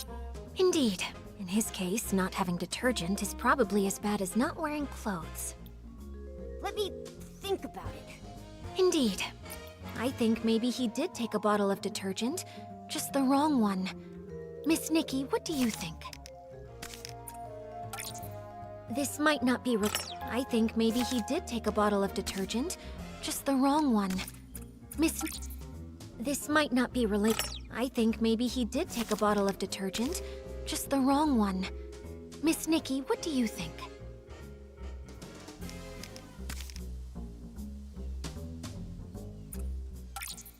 This might not... I think maybe he did take a bottle of detergent. Just... I remember Belford mentioned that the only detergent he's been transporting recently is the super-duper palmed detergent. It doesn't smell like anything, and matches the characteristics of these detergents. I see. Since the bottles all look alike, and the scent difference is minimal, it doesn't surprise me that he grabbed the wrong Even if Benny did grab the super-duper palmed detergent by mistake, he probably realized it alone. If he's already thrown away that bottle, we can't invest. Maybe we can find supporting evidence from other testimony. Have other witnesses seen anyone with a distinctive appearance in their hallucinations? Besides Leora, there's Belford, Squeaky, and Mr. Leon. Nikki, did any of them report... Maybe we can find supporting evidence from other testimonies. Let me think... Maybe... Have other witnesses seen anyone with a distinctive appearance in their hallucinations? Like how I saw a sack with a big tear.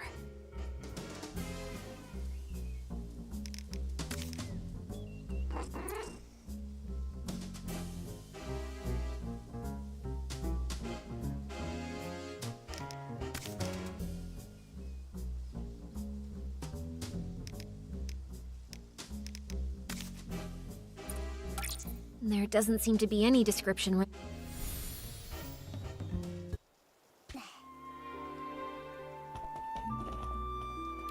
Ready, Miss Nikki?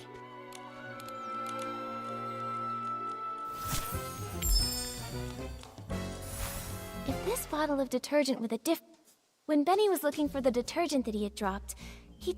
Indeed. In his case, not having detergent is probably as bad as... This might not be related to what we're discussing now. What we need to figure out is what exactly Benny took. Indeed. In his case, not having detergent is probably as bad as not wearing clothes. This might not... Indeed. In his case, not having detergent is...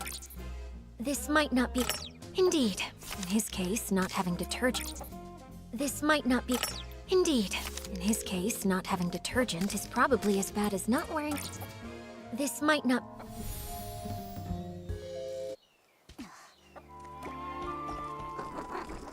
Ready, Miss...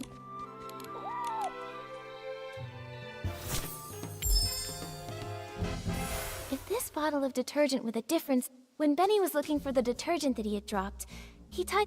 Indeed. In his case, not having detergent is probably as bad as not wearing clothes.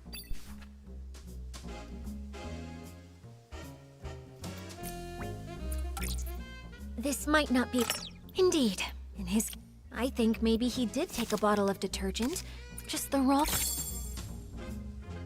I remember Belford mentioned that the only detergent he's been... I see. Since the... Even if he's already thrown a... Maybe we can find supporting... Have other witnesses seen anyone with a distinctive appearance in their hallucinations? Like how I saw a sack with a big tear. There doesn't seem to be any description related. Have other witnesses seen anyone with a... Oh, Squeaky said she saw a big sack split open after being scared by another noisy sack. Maybe what she actually saw was Benny. That's definitely possible. So the truth has been right. Great! Now we have both the detergent he dropped and the descriptions mentioned in everyone's testimony. Nikki, can we go interrogate Benny now? I'm still a bit worried. Will these ambiguous pieces of evidence really make him confess? I also feel something's missing. From what I understand of Benny, the more stressful the situation, the more eloquent he gets. We've seen that behavior before.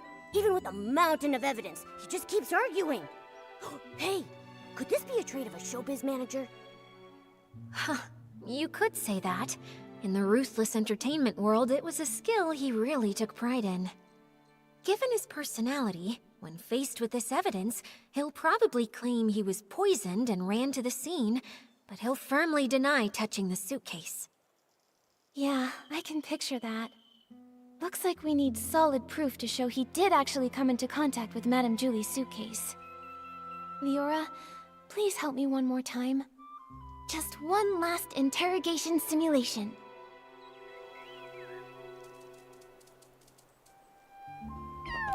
Ready, Miss Nikki?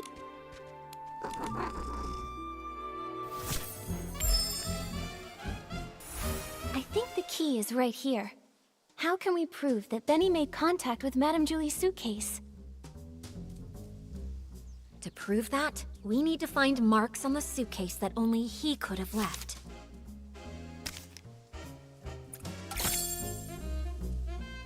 Madame Julie's suitcase is covered in dirt.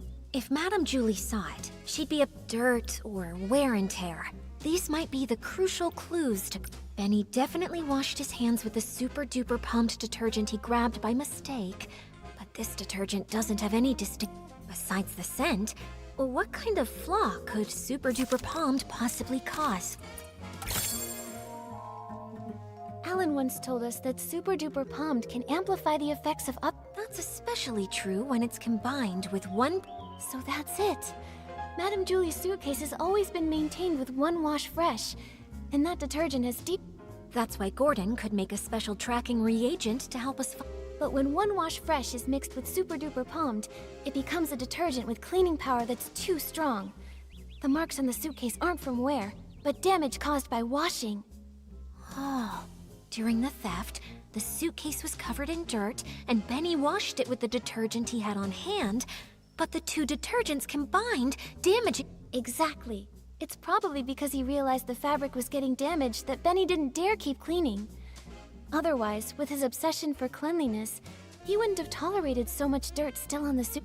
Leora, could you help think this through? With this evidence, is there any way he could still deny it? Considering Super Duper Palmed is not officially sold outside the estate, if he were desperate enough to fight back, maybe he would try to claim the marks were there? We can't let him get away with that excuse. Nikki, think fast. How can we prove the suitcase... If he were desperate enough to fight back, maybe he would try to claim the marks were there before the theft?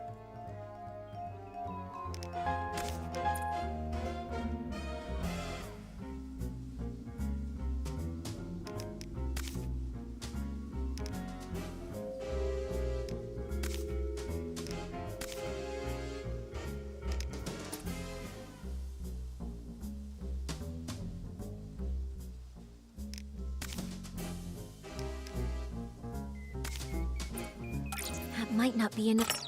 If he were desperate enough to fight back, maybe he would try. That might not be enough. If he were desperate enough to fight back, maybe that might not be enough. If he were desperate enough to fight back, maybe he would try. This is it. This is the photo Palmy took when the choo-choo train delivered Madame Julie's suitcase. Look, those obvious wear marks must have appeared after this photo was taken. Miss Nikki!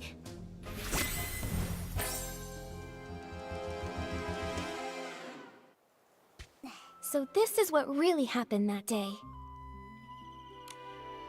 While everyone was hallucinating, Benny snuck onto the scene. No one knew that a new guest had arrived at that time, except for Colleen.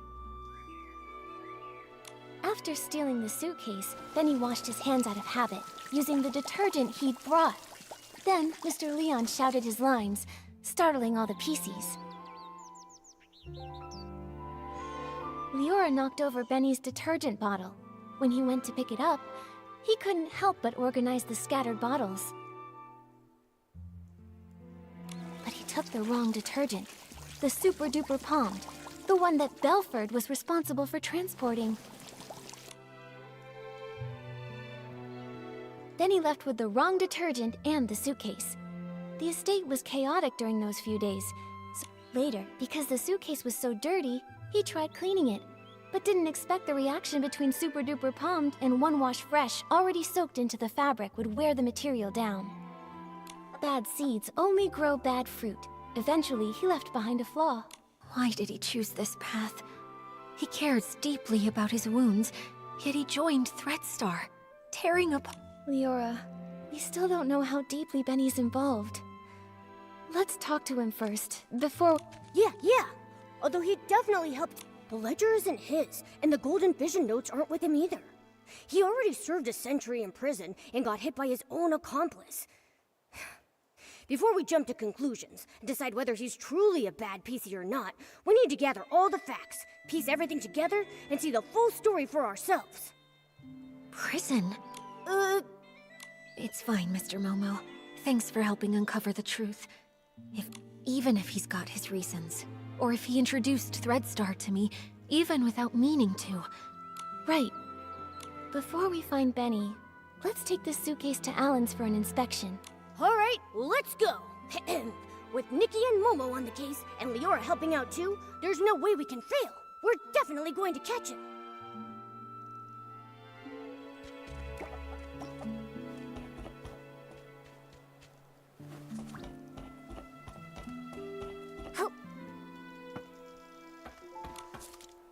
Oh, by the Silvergale! Isn't this, Madam, the Sovereign of Sexy? Should always be elegant, charming, and flawless. Actually, we wanted to ask you about the damage on the suit. Well, you have certainly come to ask the right person. As a detergent tester myself, I am the most familiar with how to identify different types of detergents. And I am also someone who simply cannot handle when the beauty of this world falls victim to destruction. So, Alan, can you tell what they are? Unbelievable. Which staff member was so careless to make such a basic mistake? Both detergents, One Wash Fresh and Super Duper Palmed, were detected on the suitcase. Their combination created the special Super Clean Palmed formula. Just like we guessed. Do PCs that come in Definitely. That is why this special formula was only sold internally. The Ripple... Who made this mistake? Bring them here, and I'll test them thoroughly. I'm sure That's great! Sorry, Alan, we're a bit pressed for time right now, but we'll fill you in on what happened later. Momo, let's find Benny.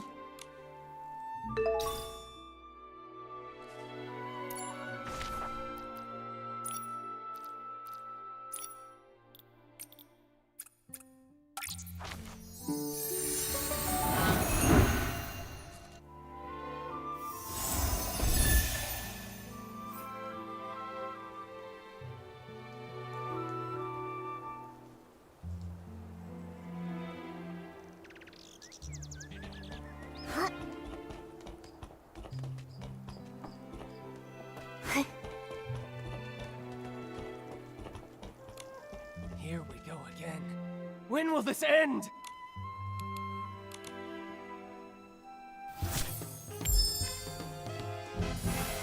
Benny, we've brought solid evidence this time. There's nowhere left to run. No way. You're just trying to trick me. You really think I'd believe? How many times do I have to repeat myself? I've got nothing to do with Threadstar.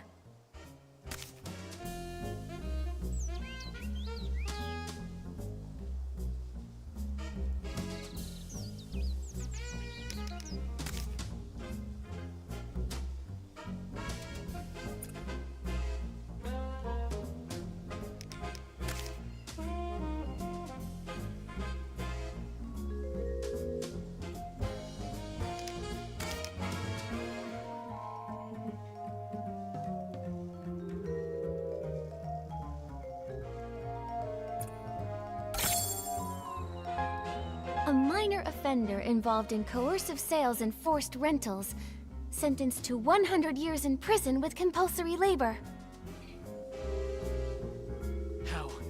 How did you find You served Threadstar centuries ago, and we should believe you're not involved with them now?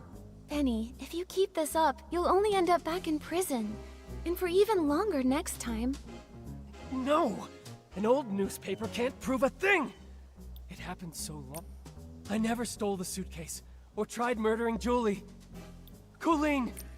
Centuries ago, I had no idea that Threadstar's costumes were even made like that. I haven't... Oh, I never... we wouldn't bother coming back if we had no I never... No! No! I never stole the suitcase, or tried murdering Julie. Colleen! She's the one who did it!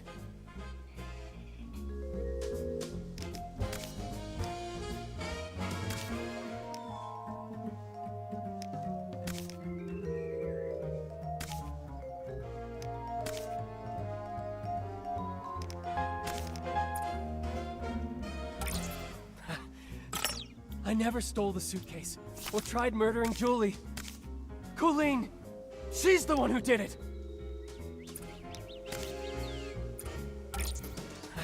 Nope. I never stole the suitcase or tried murdering Julie. Nope. I never stole the suitcase or tried murdering Julie. Nope. I never stole the suitcase or tried murdering Julie. Do you see it now, Benny? Madame Julie's suitcase has traces from the mixture of Super Duper Palmed and One Wash Fresh, the latter being the detergent used to clean the suitcase regularly. So, where did that Super Duper Palmed come from? The only explanation is if someone left their own detergent behind and took the transport shipment. no! Actually, we've got another crucial piece of evidence. If a professional investigator examines you, they'll tell whether you're truly as clean as you claim. Maybe you ended up just as over-clean as the suitcase, after coming into contact with the same mix of Super Duper Palmed. Enough! Enough! Stop talking about things I already know! I know I damaged the suitcase. I know I hurt the PCs. I know I'm an accomplice, but I've already tried to break away. Why can you just not let me go? You've gone to prison for a century and still don't get it? A bad seed always bears bad fruit. Some mistakes should never have been made. You don't know anything! What if that bad seed was just me being born? What if his dream was to be a perfect star, but an accident ruined his face? What if I was born from the nightmare wrapped in that damaged costume from such a disaster? That seed wasn't bad. Even with that scar, you're still an excellent talent scout, helping a country girl step onto the stage. How? How did you know? Cersei? Yes. I've always wanted to ask her something. If I had not insisted on the original schedule that day, would she never have... She was doomed to die. She was investigating Threadstar's costumes and was targeted. How come? No, I should have known. I rented those costumes. I just didn't dare to think about it. After I got out, I was a ragged scrap with a 100-year sentence, shunned by everyone. Only Threadstar gave me a chance to keep creating Perfect Star, so I told myself it was okay, that I was just a fringe PC on the sideline. I stole the suitcase, but I didn't want to think about what was inside it. I kidnapped the PCs, but I didn't want to see what happened to them afterward. A crime is still a crime. No matter how you tried to dodge it before, this time you still bared your claws at Madame Julie and tried to... I didn't. I'm not qualified to do such an important mission. Colleen...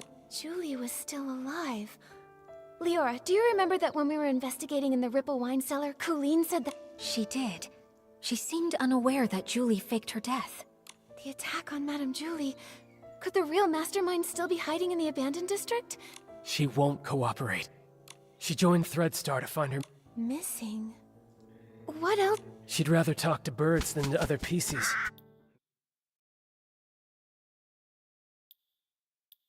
Maybe because she once had a celeb crow named Cece. She's always been closer to those birds than PCs. Cece? Could it be... This scarf! Tommy said Mr. Simon and his sister once raised a celeb crow called Cece together. But Simon is already... Leora, would you be able to visit Tommy and borrow Mr. Simon's relics? Okay. You'd better help her see things clearly. She doesn't need to live the way I did. There's just one more thing. The regret from back then shaped who I am today. All the wounds, regrets, mistakes, everything is fixable. I hope you can forgive your own...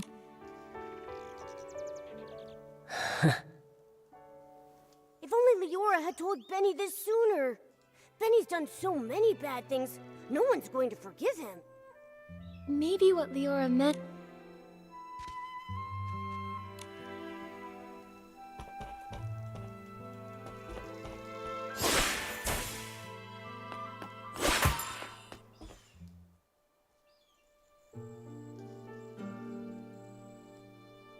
This again?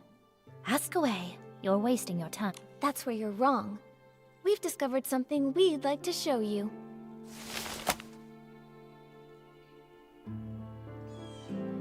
Tommy informed us this scarf belonged to a late senior columnist. He was on his way home, planning to give this scarf with its subtle bird embroidery to his sister. They once raised a celeb crow named Cece. Where is he? What do you mean by late senior columnist?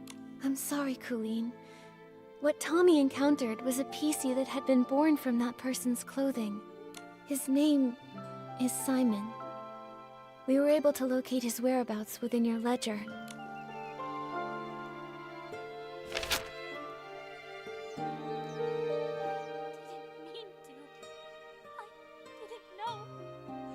I didn't know! I think this letter was meant for... It's possible he may have taken on a new PC name to conceal his true identity, hoping to meet you again someday. But I'm sure that hearing that new name, it must have felt very unfamiliar to you.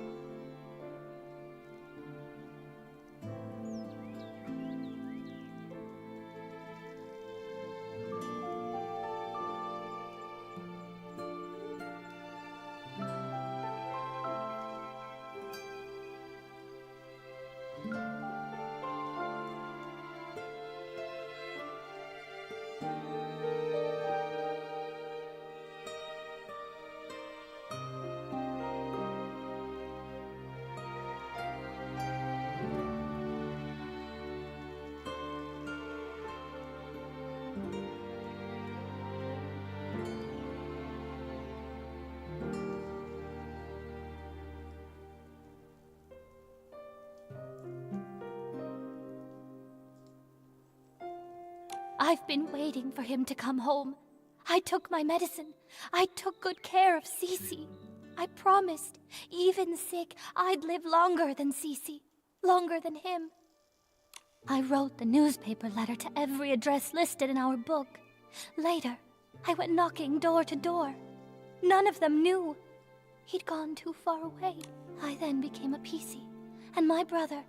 There must be another PC born from his closet.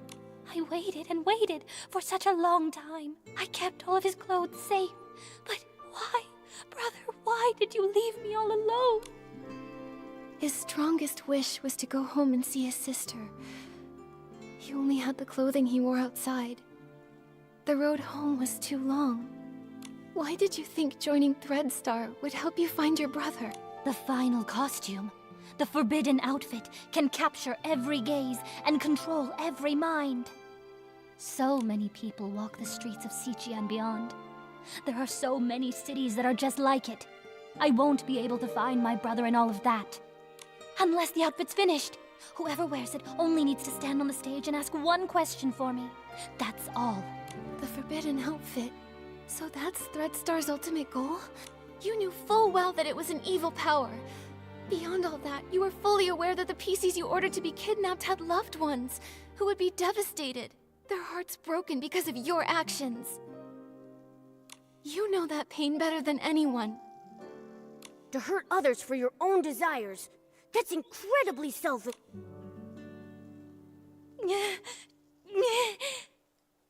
Enough of this, Colleen. Don't you ever commit these evil acts again. I'm sorry.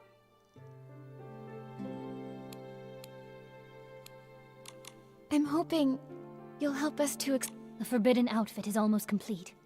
Julie is a natural star, and the Golden Vision is aimed at using her as the final material. but I don't know who attempted to assassinate her, whether she actually died, or what the fabric I took was about. All I know is I was simply following orders to complete the mission. So, you're telling us there's a hidden boss giving you orders? We've been tracking the culprit all along, yet they somehow saw through Madame Julie's fake death and responded right away. They couldn't have reacted so fast without being at the scene. This matches the plan between Madame Julie and Leora. Right here, in the abandoned district, lies the true mastermind behind all of Threadstar's evil plans.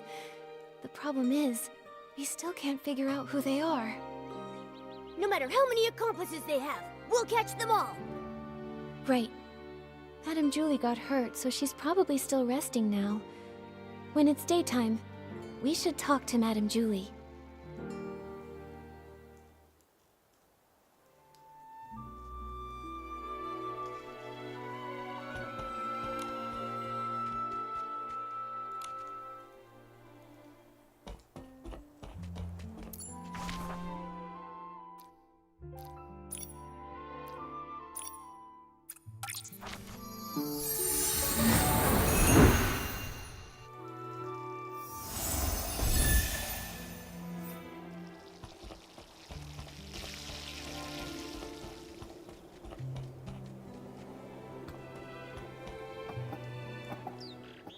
Oh, this is so exciting! What's next? Madame Julie, Leora, what do you... Just bragging about how smart and brave my little Nikki is, and how she took down Threadstar and smashed theirs. Yeah, without Nikki's help, I don't think our risky plan would have ever worked. And I'm just a first-time detective. I couldn't have come this far without everyone's help. However, the matter isn't fully resolved yet. The mastermind behind all this isn't Benny or Colleen. It's someone... Until we've caught them, Threadstar could still hurt Madame Julie or any one of us. Dear, you're as kind and just as little Cersei. I'm really... But it can't always be you running around for me. Now it's my turn. Do you have an idea? My little Cersei, do you remember our masterpiece, As the Rain Falls? I've seen reports about it. It was a play starring Cersei. That's right. Rain won't hold back my steps. Let the storm rage even harder. I'm setting out to find clear sky.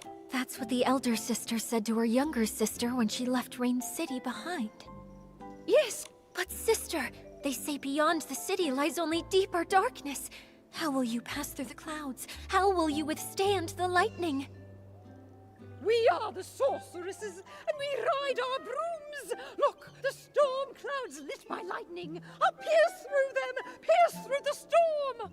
You long for clear skies, only proven with your eyes!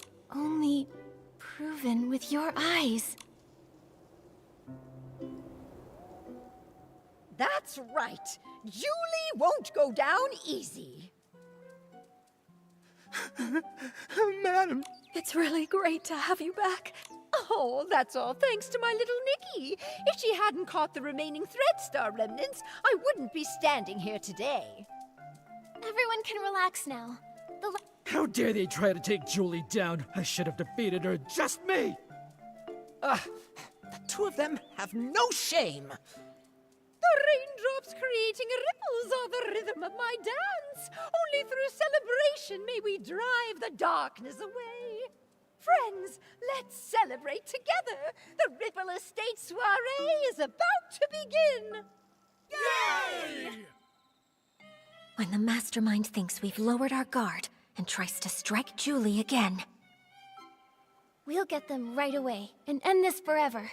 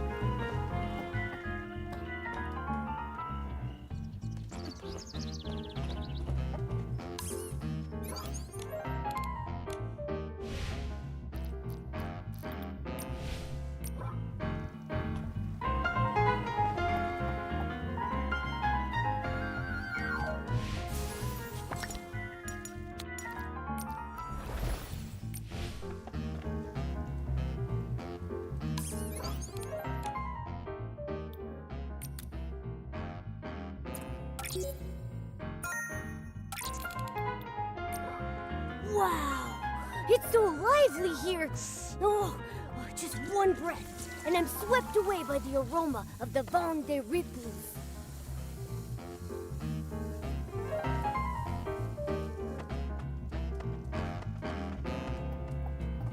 We can't let the villains ruin this celebration!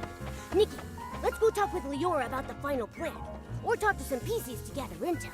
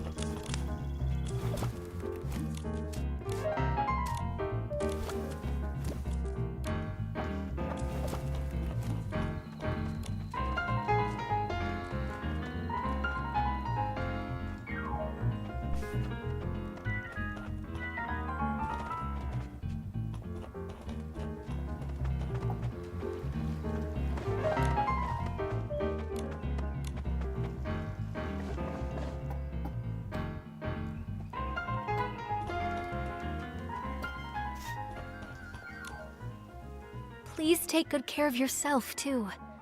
Leah, she'd be worried about you. Don't worry. Hi, everyone. Miss Scarlet, how's your recovery going? I'll be okay. Injuries happen all the time. When I was with the Kingdom Guards, I had more stitches on me than I could even count. But that still won't keep me down. But you're not fully healed yet. Are you sure you want to join the mission? My only wish is to catch the culprit, even if it means using every last bit of my strength to do so. Threadstar is cunning. I know that better than anyone. You'll be more likely to catch them having me around. Tell me the details. How are you planning to use Julie as bait to trap— Okay, at the opening of the Ripple Estate soiree, Madame Julie and I will team up for a styling duel and perform the first dance. I've already passed the co-performer auditions, and I've earned the Sovereign of Sexy medal. Everyone in the abandoned district already knows about this, so it won't raise any suspicions among any of the people. During the performance, Madame Julie will purposely let me win, but just enough to keep it believable. Then she'll pretend to be upset and say she's going back to the village to change into a new outfit, so that we can have a rematch. Great plan. Since you said the last remnants of Threadstar are wiped out, and Julie's making a public appearance, Threadstar should assume we've lowered our guard. Right. When the soiree is over, any outsiders lingering in the abandoned district will be a lot more— When Madame Julie returns alone to the village during the party, it'd be the culprit's last chance to strike. Leora and I will be hiding nearby, ready to protect Madame Julie and catch the culprit. Understood. I'll find a good— Phew, the show's about to start. Of course. Madame Julie's volunteer. Such a familiar— Back when I performed as Rain Falls as— How would the audience react? Would— Then, Juliet— That really sounds like something Madame Julie would say. I'm afraid I still don't have that kind of boldness. Yeah, no matter what tricks the culprit pulls, if we—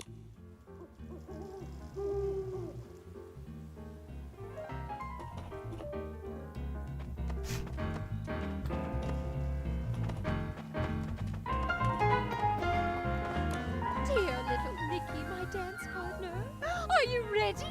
Let's unleash our passion together and—